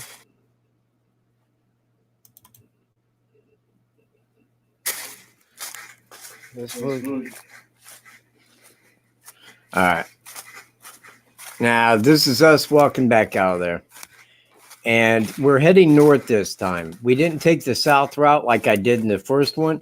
I followed down like right there, not along, but about so many feet in from Deer Creek, and then went up once I passed that ravine. Now you should up here when we get to the top, you should see that ravine. I hope I videoed that.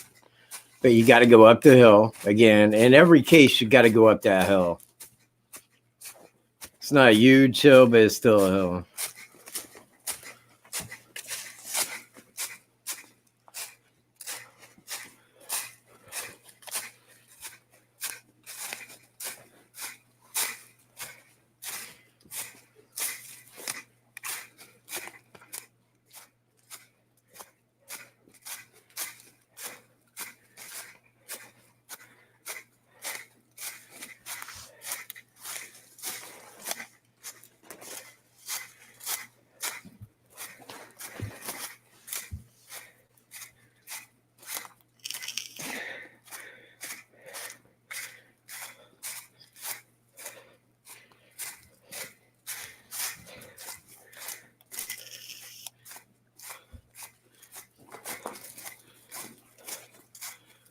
Man, it's hot in here.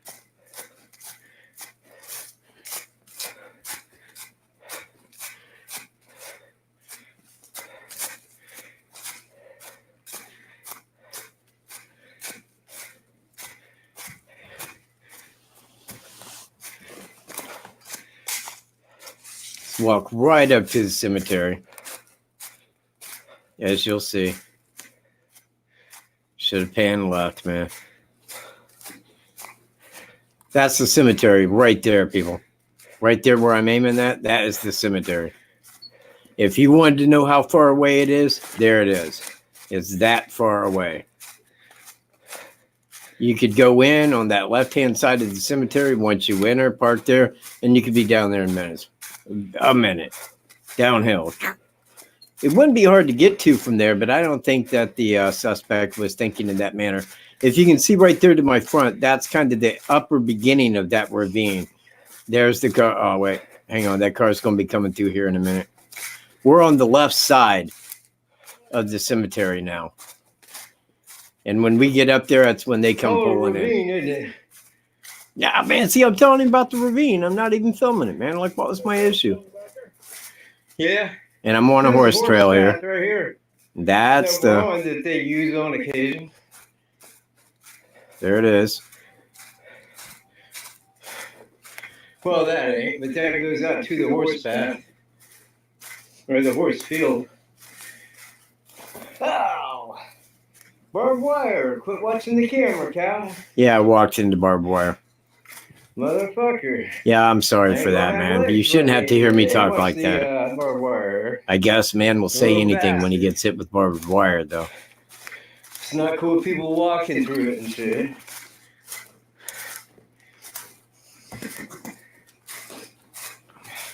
You know, for the love of God, show the ravine.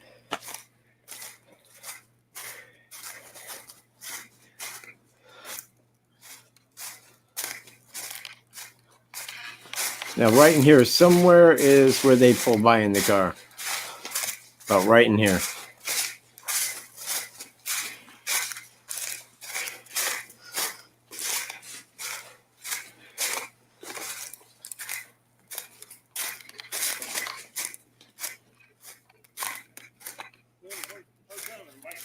Do what?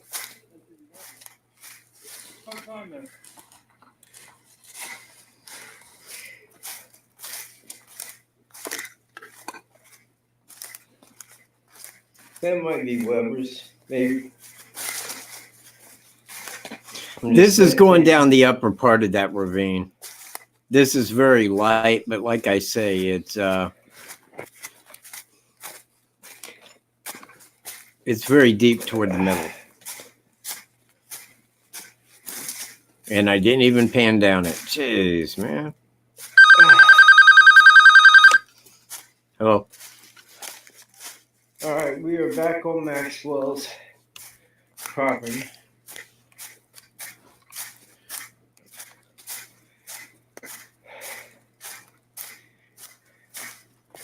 See, man, the forest is a little shitty up here as far as walking goes.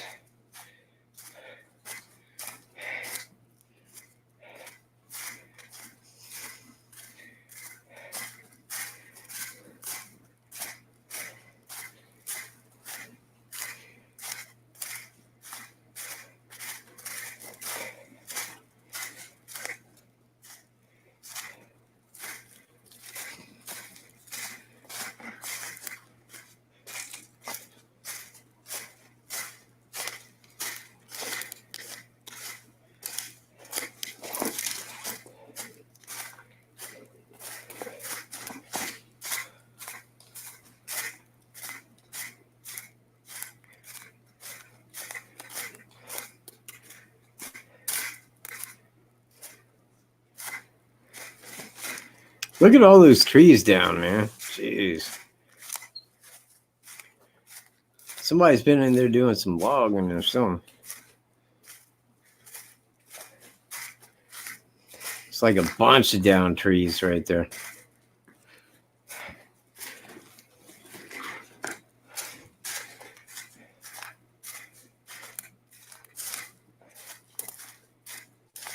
With a car path.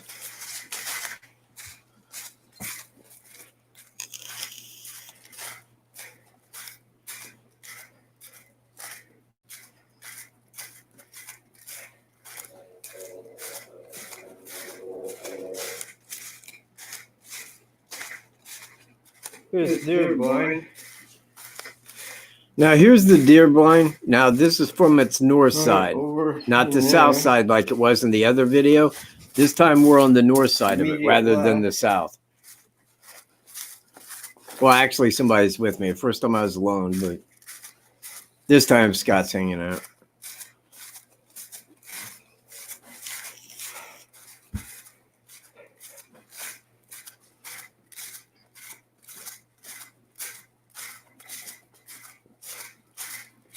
Now it's up in this area here. Somewhere is right up in here where I told him that that's the area where he would have seen Cheyenne.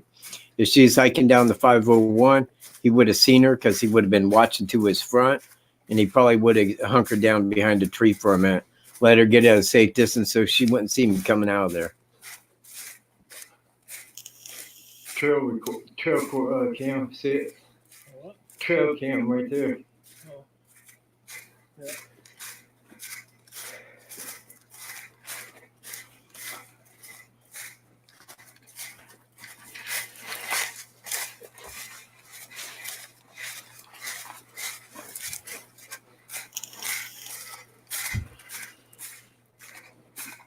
And the trail cam. And hey, man, you know what? We spotted a deer coming in, man. I could have told that dude all about it, man. Yeah, it's deer. Tan, white tail. Couldn't have missed it. There it was.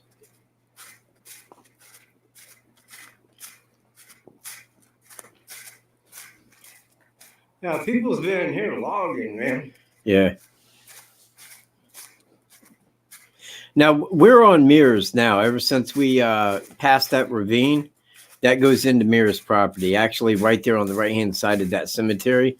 I think that's the cut line for Logan and Mears to the west. And this right here is between Deer Creek and County Road 302 at the north side right there. All kind of animals back in here. Everything, man.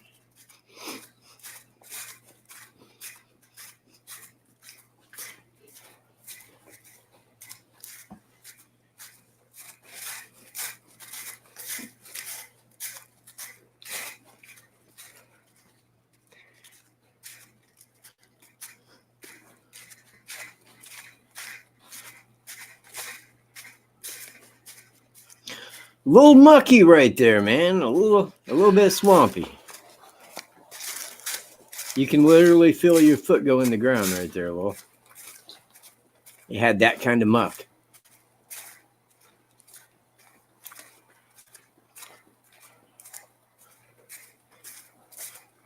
You know, it seems like it's a long time getting back to the 501 going north, and he very well may have taken the southern route like I did the first time. But it's literally the same distance, same hill. Right up there. In fact, I'm pretty damn true it is. In fact, I don't know that he would have walked completely up to the north right off the go because he was hidden to where he was and may have taken that south side up the hill and then took the route we're at now. But went all the way to the north. That way he couldn't have been seen from Monon High Bridge should anybody have got down there in that time. I don't know. Well, I'm with you. I don't know that he would want to be in an area where he could be seen from the house. That's why I'm thinking he may have went south. But at the same time, I'm meeting my Ryan. By anybody on the bridge either. But now I'm back at the 501, and I hope I pan left so I can show you the Monon High Bridge there. But right there to our right, that's the fence. Going this way. And show me the bridge. Show me the bridge right there. That's the bend. But from about right here, you can see the bridge right there. Now we came out at the very far right. Hold on a minute. Quick second. Let me continue playing. Now, where did she see him at? No, she didn't. She was walking by. I think he saw her and held, waited for her to pass at a distance, then kept going. Then up here, cross past my foot. How do you know he's seen her? I don't, but I know that the time involved from him leaving down there, from the time she allowed him to walk to the bridge, they're past cut. Well, they couldn't have cut. So I think he would have had to seen her walking and held his peace for a minute. You see what I mean? And then kept going. Right up here. But he was 10 minutes behind her. So I know that he came out through that 10-minute window, but she said in the thing, I didn't see her hear anything. Okay. So. Well, he might not have seen her at all. He may not have, but if not, then the crime was 22 minutes long. If he did see her and held his spot for a minute or two, it could have been 20. There'd be. Yeah, it is dependent upon whether he's seen her or not. Because if he came up and she was already at the bridge, then that means that flannel shirt guy was 10 minutes behind her to get to that bridge. So if she didn't see him once he hit that Little trail and slug started there, walking, there's that little window of time. You see where I'm at? It's only like a couple minutes in length, but when he Maybe. started back, he would have ran into flannel shirt guy rather quickly, probably about right up past this he's 45 days fence. older than I am. But Now that fence wasn't there at that he's time. 45 Still days would have been a older than I straight am? walk. Now that's why I cut out like the But- biggest part of but- going around that no, I fence was gonna say, in but all then, the videos. don't I mean chopped that, that 'cause out he's so got a it's little just bit the more same weight length on of than time I as do. if I would have kept walking. Probably another 100 pounds on you. Nah, he ain't no 245, bro. No, I think he's probably under 200. You say he's my size? Approximately, yeah. You know what I'm going with? 245. Okay. Yeah, I said 243. So if he's my size, he's over 200 pounds. You made it okay. You Okay. I'm going to stop being calm. I'm going to take a break. Now about up in here just before I get to the secondary entrance, which is right now, up this here. right here, Right because there. when I compared up here, right before we hit the secondary entrance where the girls came in, that's where it was crossing paths with flannel shirt guy. And that's why I believe that that's where he ran into her at. I think he seen her walking the 501 and said, fuck, don't want to be seen coming through here, man. So you talked to the Another train. Yeah, I have. In fact, first time we was out here, we ran into him. He was following us. Like, who are you, dude? People call me Dave. Okay, Dave. Because that's your real name. Shit. Who did you ask him I was talking about another person. about the skeptic? Or? No, dude, that was long before Sketches came out. Oh. That was like right after the crime happened. This is where the girls came in. Was right Now down that's there. Mira's property right there. That's the secondary entrance where the girls came in. Right there. Right there. And walked there. And this is memorial for him. You want to walk the... So, anyways, there we go. Well, my popularity wanes because now I got 63 people there. People don't enjoy watching videos the way that they used to. But anyway, let me see. Well, you know what, man? We got 13 minutes till 8. I didn't want to call it an early evening, but if anybody's got anything to say, add any questions, if there was anybody that said, yeah, man, I'll call in. Yeah, watch. Yeah, I'll call in. Hell yeah, well, yeah, you bet you. Call in. I'll just vape in front of you, man.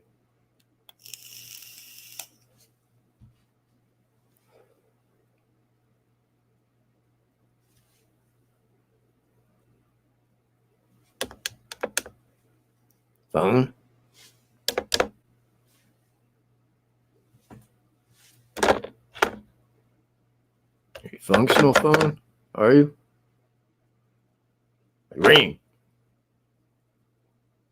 Ring phone. Go ahead and ring. Well, I guess ain't nobody calling. All right, man. Thanks for being here, everybody. I wish everybody to have a good week and so forth.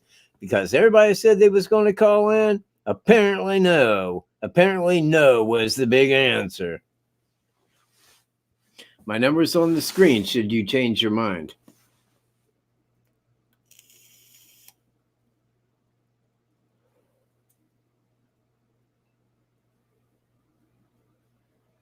Shamrock cookie.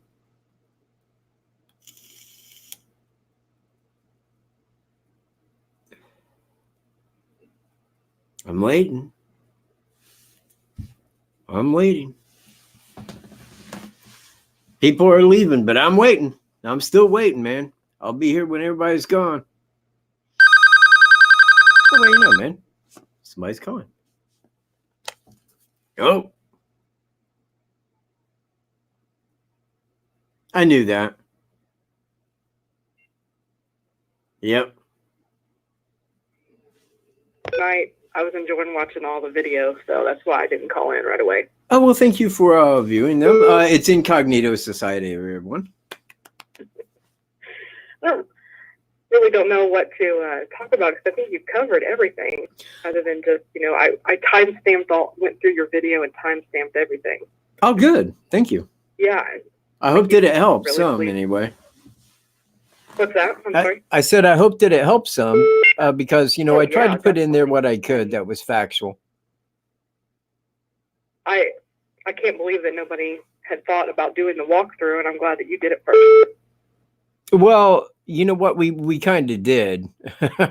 I mean, we have in the past, but we have in different areas. But we did the entire walkthrough, but it wasn't in one video. You see where I'm at? So it's not like it hadn't been done. In fact, I could take a lot of the videos that we did, go back and put them all together into one walkthrough. Yeah, I just didn't realize from the crime scene to the 501 trail. I mean, first of all, the way that you hiked up that hill, amazing, in 5 minutes. Yeah. I, for some reason, thought that would take much longer. You know what? If you're looking at a map, it seems like it would be a lot longer than that, but it really isn't. And that's why I tell people that, like, if you go there, if you walk to it, man, you get a better view of what's going on. It's not that far from there back to the 501. That was the method he used, because if he went back to the bridge to cross, he would have definitely have crossed paths with Cheyenne, which he did not. That's why we feel that he took the northern route back to the 501, and that's when he ran into Flannel Shirt Guy right there. Definitely. I agree. Everything maps out, like you said, about if we are to believe, that he came on the scene maybe around that 2:15 area, he was only with the girls maybe 20 minutes. Yeah. Well, the total time, I mean, the way that I'm looking at it, and now mind you, it is an approximate, but there was 22 minutes of time in that woods. Now, what I'm doing is I'm taking the time of abduction, the approximate time that would have took place, plus the general walk time there and across, which would have been a little bit longer, mind you. But once to that other side, then he had to walk back out. So I took that time, minus the time her reaching the bridge, and then put Flannel Shirt Guy walking 10 minutes behind her. And when I started one to the other, as he came in, once he got to that bridge, that's where the two paths cross, right there after the secondary entrance, where I showed that at. Yeah. Amazing work. Good job. Thank you. Yeah. I do what I can, but I'm just a simple man. We appreciate you. Well, thanks. Great loyal following. So that's awesome. Just a following does me well. Wolf's happy with it. What's that? Wolf is very happy with the following. I mean, we really follow you to follow Wolf, really. Yeah, man. See, that sounds exactly like stuff I tell him, man. Everybody's watching me just so that they can see you. Isn't that right? That's how people play it, man. Presence known in a while. Who, Wolf? Yeah.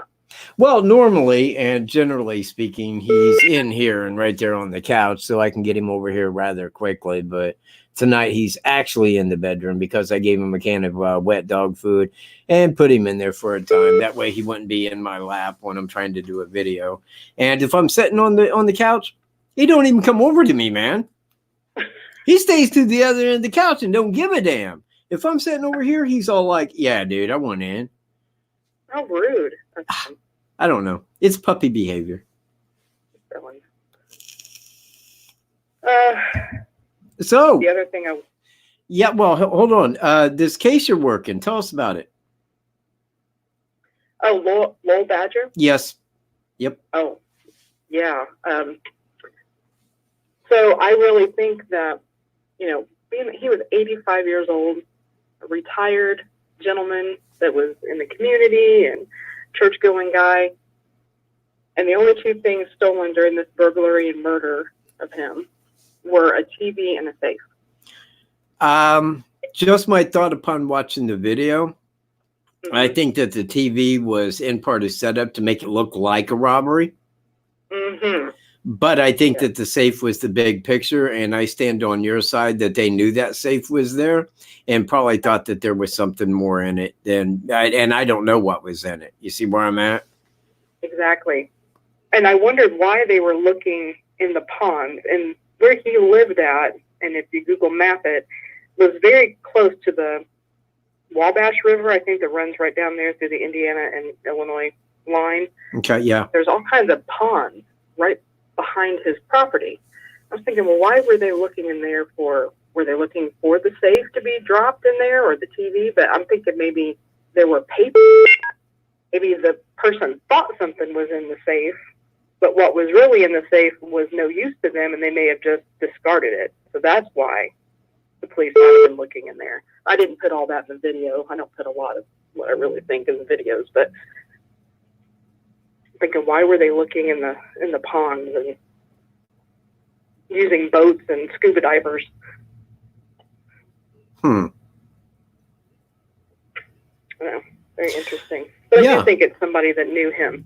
Yeah, I don't think it was random. I believe so as well. I mean, after watching your video, and again, I watch your video, man, to kind of get the lowdown. You know where I'm at? Mm-hmm. And when I see that, I'm like, yeah, that's a case I should be looking at, you know? Just be kind of checking into that. And somebody in a loud vehicle's coming up my drive. Smart Money says somebody's going to knock at my door. And you know what? The only time that anybody ever knocks on my door is when I'm in a live show. That's it. God, the rest of the week, nobody comes near my house. I'm doing a live show, people pounding, man. I don't get it. So there's somebody at your door, or you think there's somebody at your door? No, I assume somebody will be. I hear a loud car that's, coming up the drive. It's normally never for the landlords. Okay, you want me to let you go? No, I'm doing a live show. Okay. God. You're them, right? Man. No, I like what you do. For me, I'm not as investigative as you are, but I have my thoughts. But I like to spotlight a case, and then I like it when you take over. If you take my case or not, and then you just break it down, come up with your conclusion, whatever. I like how you do that. Yeah, but I mean, it's kind of like with his case. Even if I looked at it, I mean, I would just definitely side with you because there wouldn't be a person I could point a finger to. You see where I'm at? They haven't released really nothing. They didn't release any ballistics on, the gun that was used or anything like that. You know what? It has crossed my mind. And I did try, I think, where I got a hold of somebody because I wanted the autopsy report on Jamie Schmidt down in St. Louis because the caliber used was probably the same handgun that he would have had with him in Delphi. Ooh, yeah. And we know it was the Glock, the SIG, or 22. Now, being that he shot her in the head and she lived as long as that she did, that could say 22 more than anything. And again, man, if I point back, man, to the I-70 killer, he used the 22 because he could shoot a woman in the back of the head. Nobody would hear it, and he could get out before anybody arrived. Exactly. And I was thinking about that I-70 killing. Like, if, let's say, this connects to him, maybe he just escalated. Maybe at first he just wanted to see if he could get away with one, just a shoot and kill and go, then a shoot and kill and go, hey, he's getting away with it, and then he just kind of escalated his crimes. Maybe. But, and again, I mean, because I side with law enforcement, there are things that we shouldn't know, and that's just fine. But if I can connect one case which is known to another, so be it. But I couldn't say positively, but I could say in my best guesstimate, yeah, this is likely the one he had. Right. Yeah. They're not going to release that information. Yeah, you're right. But I did reach him to find out if I could. That's good. Could we get an answer back? Well, I forget who it was. I think I called the coroner's office and they didn't have a way to reach them. And I was, God, man, who did I end up talking to? Because it wasn't the coroner, but they're like, oh, you're going to have to reach this number and do this. So I really didn't actually get a positive number, but I do know that that case is under investigation. And being under investigation, I would think that they would not release autopsy reports of a victim. You see where I'm at? Mm-hmm. Until it had cleared court. Then, yeah. Right. I wonder if I just lost my train of thought. Everyone, what I was going to say about Jamie Schmidt, but I don't remember what I was going to say. I'll think of it in a minute. Okay. Stay on the line till you do. Okay. Oh, I was going to say something with the low badger thing. You know, if you're going to have a burglary in the middle of the night or early morning hours, you know, why, more than likely, unless he had a dog or something that would have alerted him, he probably would have slept through the whole thing, unless that safe was like right by or in that room or in the bedroom where he was found. But why would you have to shoot somebody unless he could have recognized them and identified them? That was another key point that I thought. Well, I would have to put two people in there. Mm. Well, one guy isn't going to walk in and walk out with the safe. Even, it could have been very heavy, even if it was just like 2 feet high. Well, exactly. And they're solid metal, or unless it's fireproof. But it looked old enough that would have been very heavy. Probably needed a dolly or two men to carry it. I never thought about that. Yeah. I was thinking it would just be easy to pick up, but you're probably right. Oh, yeah. No, man. Not being metal. Geez, my grandpa had a safe that was similar size. And, yeah, there was no way somebody, I mean, I don't know, man. Maybe a strong man could pick it up and maneuver it out, but it would take a strong man to do it. And, again, given that size, look, man, if you could just walk in and pick somebody's safe up and walk out of the house with it, it ain't much of a safe. True. And he doesn't strike me as somebody, when they said it was in pristine condition, that, you know, I guess I don't know the man, but doesn't strike me as somebody that would have just had something easily carried. Right. Yeah. Very sad. Very sad to live 85 years and well, like that. I mean, there is a side to that. I mean, there was 85 years that the guy did live, and now mind you that those short last minutes were bad, but I mean, he didn't live a short life. Yeah, you know, that's true. He did live a long life. I mean, he could have been a dick for all I know. Sorry. Well, he was about him, but you know, he was a Christian man. I mean, and the thing, man, he went by the whole, you know, as for me and my house, we serve the Lord, man. Yeah, and I feel like my heartstrings say he wasn't that type of person, but you never know. Yeah. So I don't know. I feel maybe that somebody that worked for him, maybe they come and installed cable or did some work around the farm that he needed done. Somebody that knew that safe was in there and thought something was in it. Yeah. You're right. Yeah, it does make the most sense. But I mean, really, if they knew it was in there and they went in, say, to sneak it, right? And he woke up and he seen the person and knew who it was.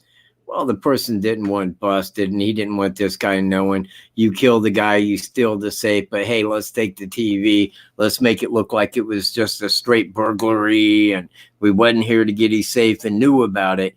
And that might be the reason for the missing television as well. yes. They've never released whether or not they had fingerprints, and I would think by now they would have said, you know, that would have led to somewhere. Yeah, I agree. If they had fingerprints, chances are you're going to come across the person. Exactly. Most people have some kind of a record. And of course, you know, like you always say in the Delphi case, the family is always the first people that they suspect and they investigate. So I was thinking in the same case, they've looked into the family, they've probably looked into life insurance, you know, and I was thinking, if it was a direct, immediate family member, you know, I don't really get the feeling that that's the case, but more than likely, the man probably had life insurance. They wouldn't need what was in the safe. don't know if my train of thought really makes sense right now, but No, it does. Yeah. I don't really feel like it's a family member just for whatever was in the safe. I don't know. Well, if you think Like about it, a family member would probably know what was in the safe, or at least had heard, or had thought of. But he knew that the guy wasn't like really rich. He didn't have $1 million in there or anything like that. And if you're going in to steal a safe, you have to be able to break that safe open or get the combination, which they may have done. They may have said, okay, open the safe. Because without that combination, man, you're going to have to bust that open. Exactly.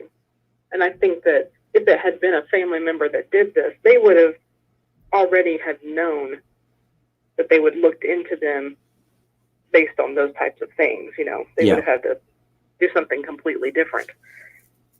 I don't know. Makes sense to me. Does to me too. Wish we had a little bit more information in the case, but like we're not privy to that information. But I wanted to highlight it because I realized first I hadn't done anything on a male victim on my channel yet, and then of course the fact that just a good old country boy farmer man that lived all those years and lived by himself and tugged at the heartstrings. Well, with the Delphi case, I wanted to ask you just your thoughts. Do you think there will be a presser? Yes. And what do you think they'll say? I got two thoughts on that. I think that one is probably going to go same as it ever did. Mm-hmm. I think they'll come out and they'll go like, well, we changed our direction. We got many leads. We're working this case. Now you might be out there thinking like, we're never going to catch you, but that ain't true. We will get you. Your day is coming because we're not far behind you. Because they know that in due time, they know they already got the guy. Now, what they else could do is come out and they could say, we do have a person of interest in this case. However, he's in a differing jail on differing charges. So we got to wait before we can talk to him. But we don't know that he did it. And that's how they would reiterate that. We don't know. We have not talked to him. But we do want to talk to him in due course. Because I think that now the word is kind of getting out to a degree that, yeah, it is Thomas Bruce. And people would probably ask that. Not the media, but people in general would. And probably after a while, just to kind of cover their backsides, they may bring something forward like that. So it will be the same as it was the 2 years prior, or they may say that we got a person of interest that's in jail on differing charges. It's going to be a while till we can talk to him, but we don't know. Right. We don't know. We don't know it's him.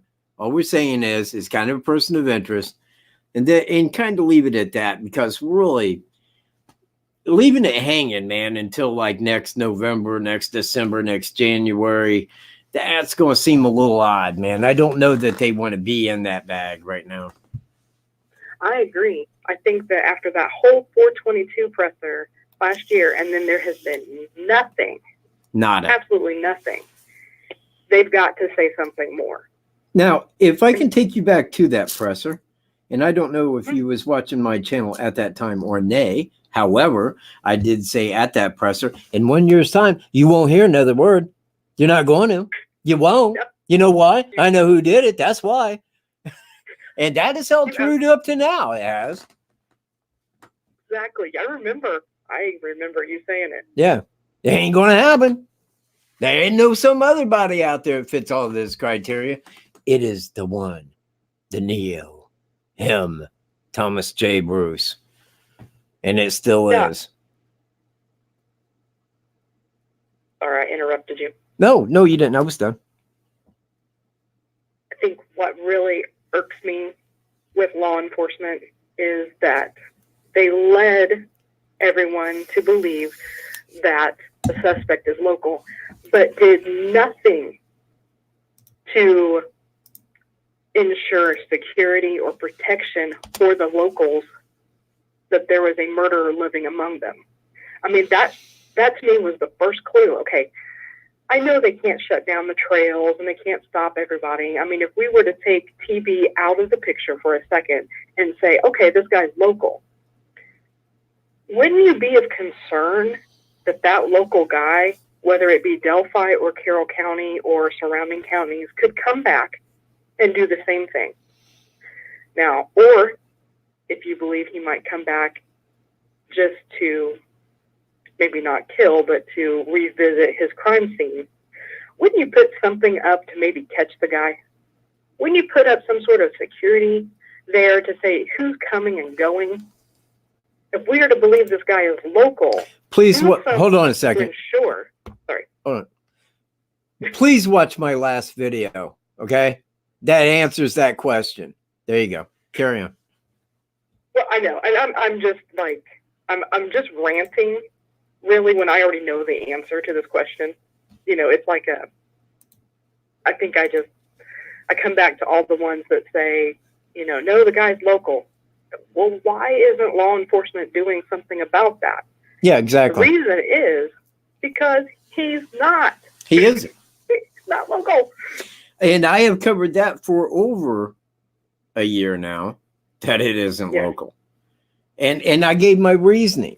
46,000 phone calls tipped in, the whole of Carroll County. Every man, woman, and little bitty baby, 20,000.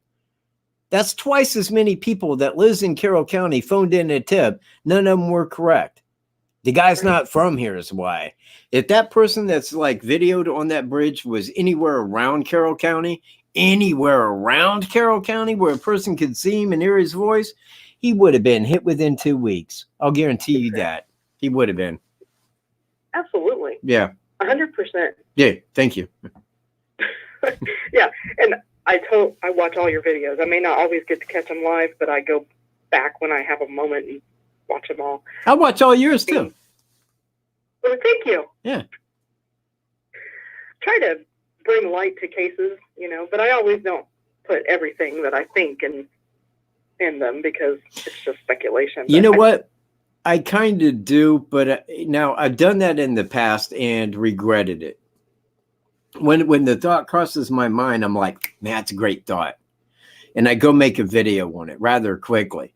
But it's always, it's a thing that like when I get a thought like that really connects with what it is that I'm thinking, with what it is I'm looking at, this thing, you know, that thought that really fits the facts, then I go ahead and I jump on it quickly rather than giving that thought further thought and really narrowing it down into something.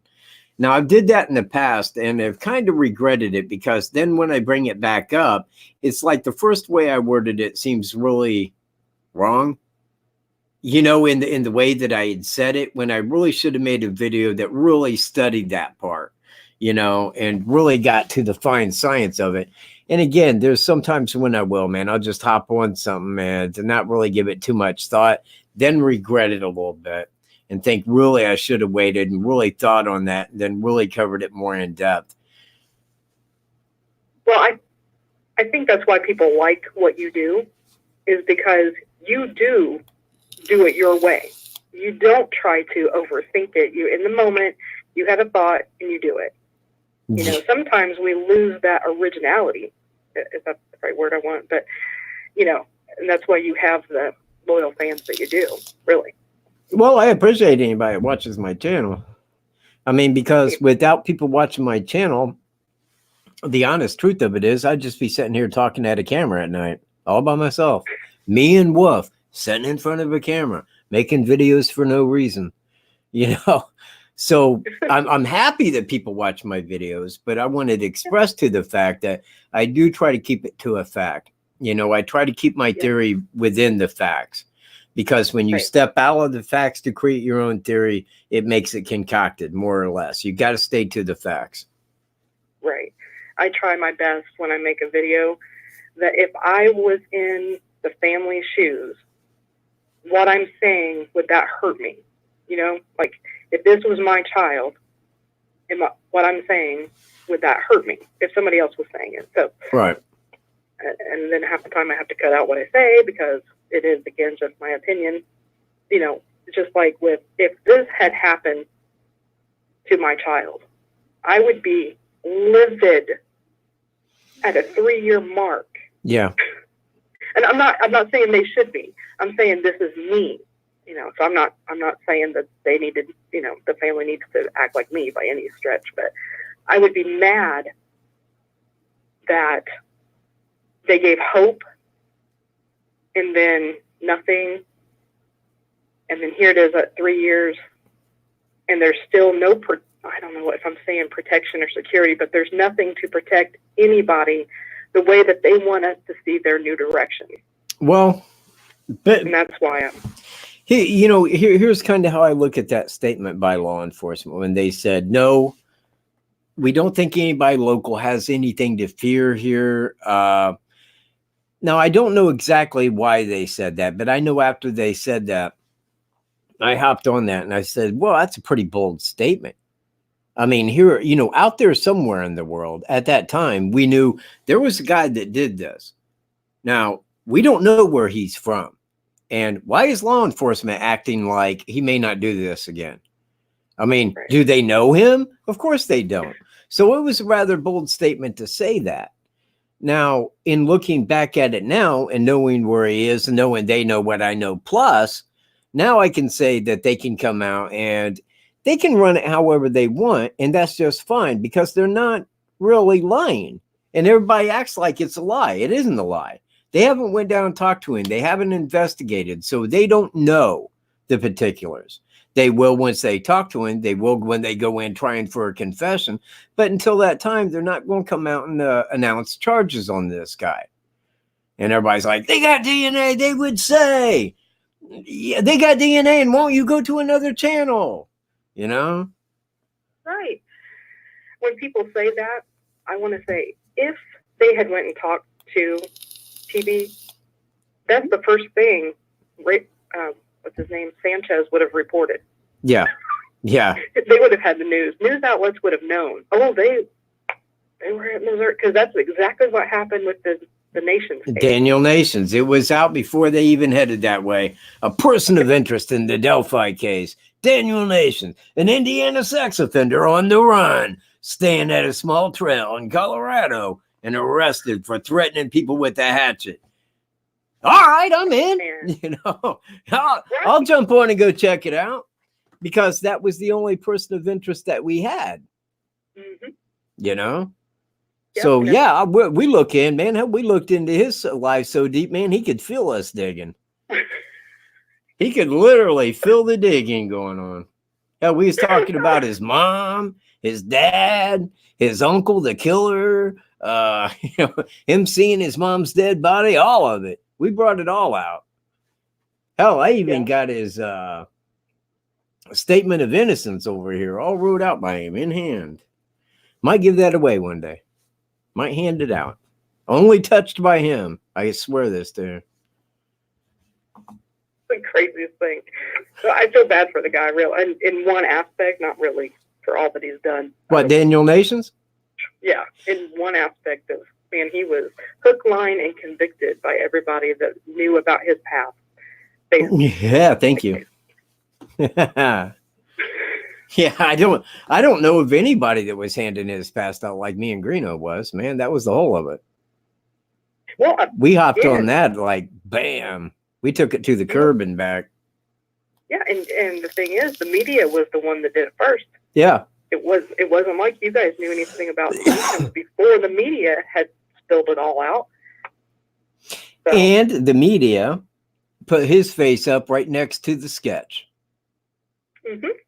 Sure did. We put it up right next to the sketch, and they're like, "Oh, law enforcement don't want you to do that." Great. Tell Raphael that, man. Don't tell me. Exactly. They've come down pretty hard on the YouTube community, but yet it's the media. It's not us on YouTube doing it first. Right. By any stretch. And I again, the only other person that I ever compared that shot to was TB. Mm-hmm. That was it. And that was after I had found, yeah, that's the guy, man. That's the dude. I'm putting it out there, man. I'm letting people know. But again, man, you know what? I hopped on that like a rush. I did. Well, everybody did. So we'll take that as a... Well, not everybody. I think I was the only one. Everybody else was like, yeah, I don't think it's him. And the more I kept looking, the more I'm like, yeah, I think it is him. And now on the 27th of November, 2018, I made a video and I said, you know what? I'm looking into this and it looks pretty good. But on November 27th, I was saying, I don't have enough to where I can say it's him. I ain't got that, man. I'm not holding that much. But by December the 9th, I did. I had enough then where I could say, okay, I can say pretty conclusively now, yeah, he's Bridge Guy, man. You're looking at that dude, I'm telling you. And the rest all fell into place after that. Yeah, it is amazing how much fits. Just more than nations ever thought about fitting into it.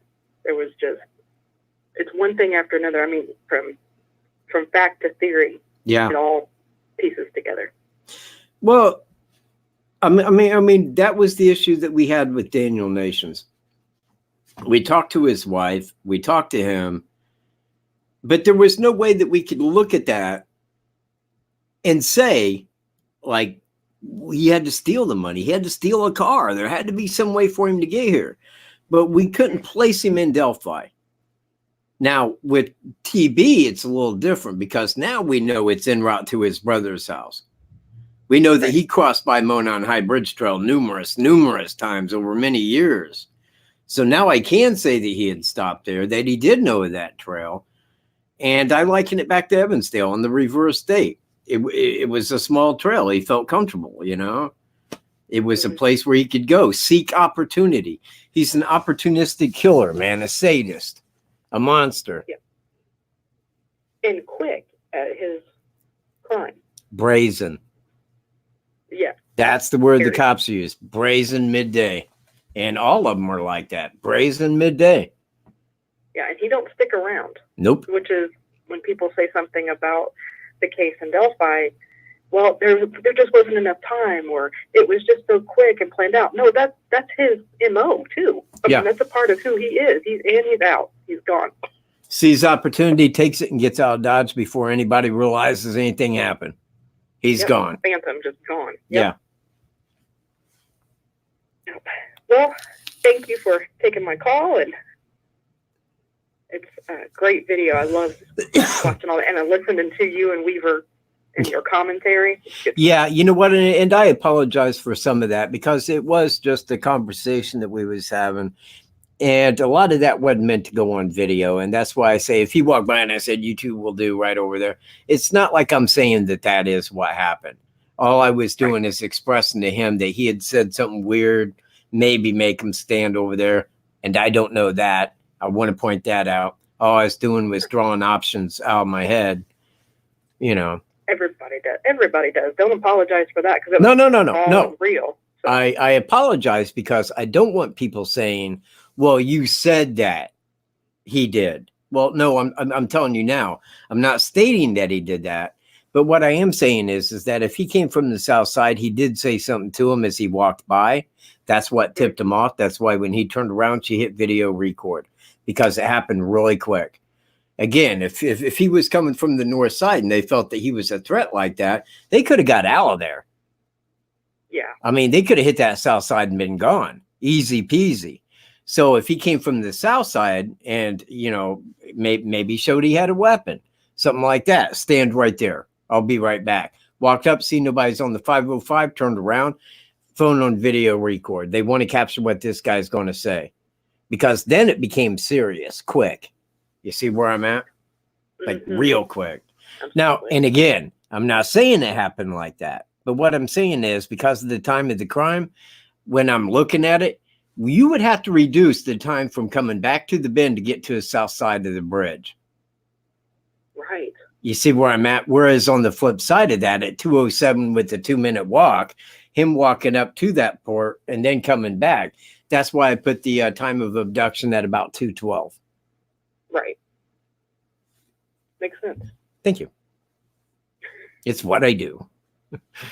I've been thinking about sending you, I don't know if I should say it or send you an email. Either or.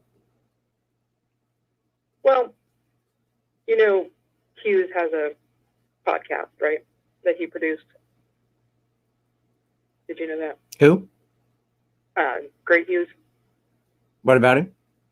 on the podcast that you just recently started. Were you aware of that one? No, huh? Okay.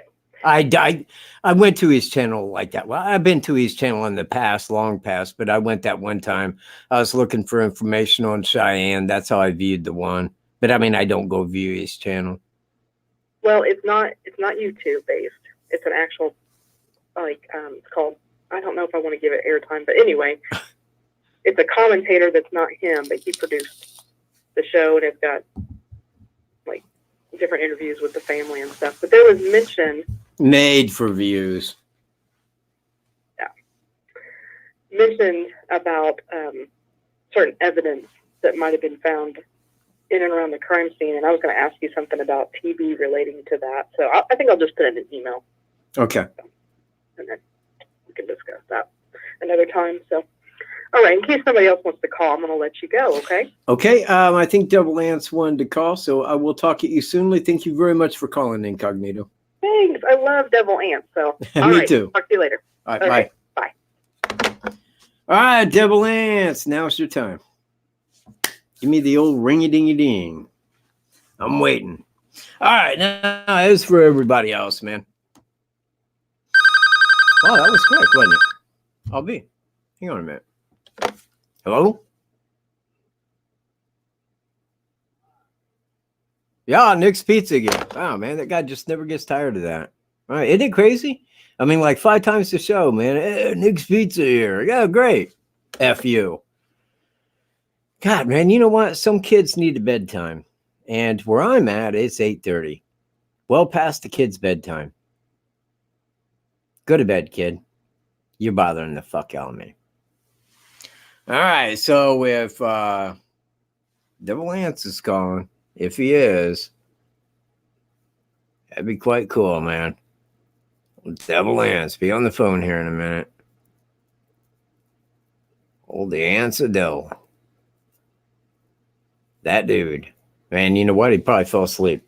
Yeah. A minute ago, he said, oh, I'll call after she gets off the phone. All right. Well, people are leaving now. Bye, everybody. I'll see you in my next video, I guess.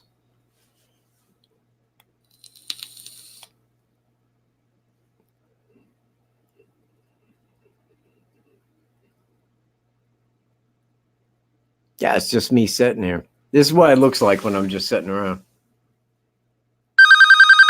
Waiting for a phone call. Hello? Hey!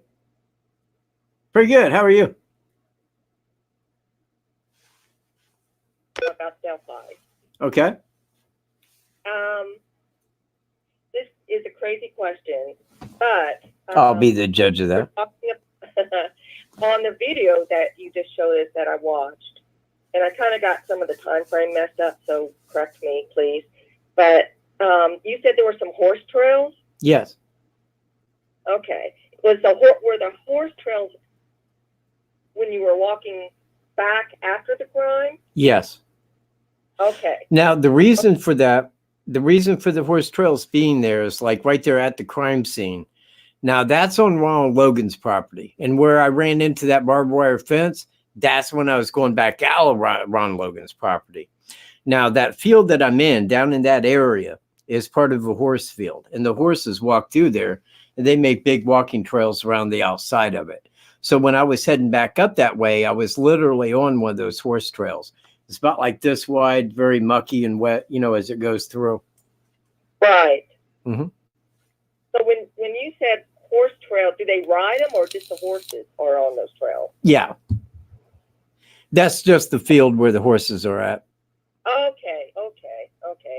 And another thing, do you know if there were any search and rescue on horseback on the 14th? No, I don't think so. Okay, I was just curious. And but the dogs were there were there dogs there on the 14th? That I can't tell you. Okay. I know that they had air the following day. I don't know beyond that. I know they had the search party and then the helicopter. But now here's kind of my gig. if you got a helicopter that's involved in the search, how could they have missed the girls with no leaves on the trees? Right. You see where I'm at? It seems like they would have started early and had been out there with the helicopter searching the area. And if they had a helicopter there, it seems like the girls would have been found before somebody from the search party made it there and found them first. Right, because typically, don't they have those special binoculars that can see really well? Yeah, but everybody asked me why they didn't use them. And, it goes back to on that day, it was 2 girls that weren't there where they should have been. Now, Right. I think that law enforcement was under the impression that they were abducted from the trails or had ran off one or the other. So, it kind of comes down like that they probably felt that the girls weren't at the trail. Right. But looking back from the next day, then it becomes double murder. And now when we look at it, we think, well, why didn't they do this? Well, because they didn't know. And again, man, I'm pointing at the words of Sheriff Lesenby, man. This don't happen in Delphi. We're a little lost as to what to do because this don't happen. Well, there it is. That's why. And now when it does happen, then it's like, wow, okay, I can't believe this happened. But I think that they was kind of under the suspicion prior to, because the FBI was there. The FBI probably briefed them on what it was they was thinking. Evansdale pointing at that reverse date and them going, one of those things. But at the time, they really didn't know. Okay. Well, I do have to say, though, the law enforcement got out there fast. Yeah. A lot of times they will delay it because they're not sure if it's true or not. Now, how everything else has been handled is, everybody has their own opinion, but they did get out there fast. Mm-hmm. But no, that was mainly my question, where I was thinking if that was a used horse trail, if they were search and rescue, that was one of my questions. I see. No, it wasn't from that. It's just, you know what? I'll pull this up real quick. Hope nobody minds here, but just give me a quick second. Right here. This is the area that I'm talking about. Right here. From this line all the way down to Deer Creek here, and everything to the right of it, back over to here, is all Ronald Logan's property. Now, his horses are normally out in this field, but they can go right down and cross through here and then come back up. And they got the horse trails down through there. Now, here's the scene of the crime, but that horse trail picks up about like right in here and then goes north and cuts back over. So when I was cutting back up this hill, this is where I crossed that path at. Then I walked this way and straight back out to 501 over here. See where I'm at? Okay. Yeah. Okay, I got you. You cleared that up for me. Thank you. As always, thank you. And I love the video. No, thanks. That you really stopped and you just kept going. Yeah. You really got the perfect idea of the timing. Thank you. Yes. So keep up the good work. I'm going to. Okay, thanks. You're welcome. Bye. Okay, bye. I didn't get her name. Great caller, though. Okay, if anybody else was going to call in, because now I got 49 people here. You know what? A minute ago it was like 59. God, man, it's like all of a sudden people are just like, bye. People. Come on, man. Hang out. Double Lance, I ain't seen you in a while. I don't even know that he's out there still. Somebody will call. Somebody will.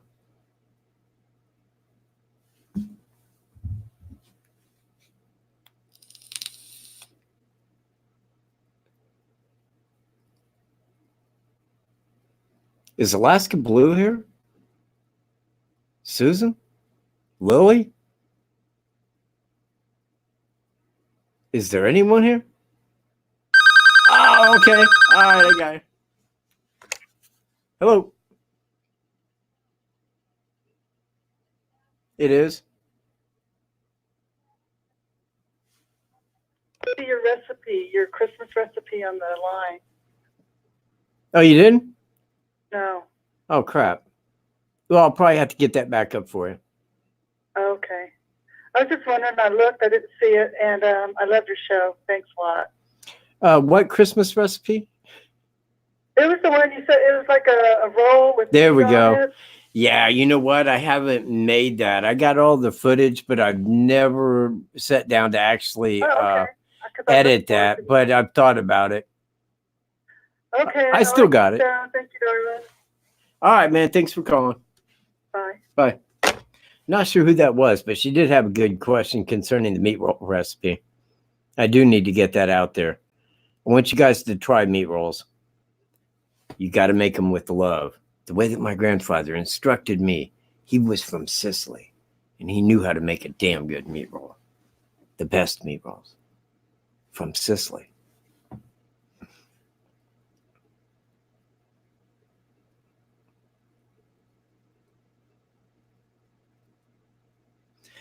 All right. I guess my moderator skipped town.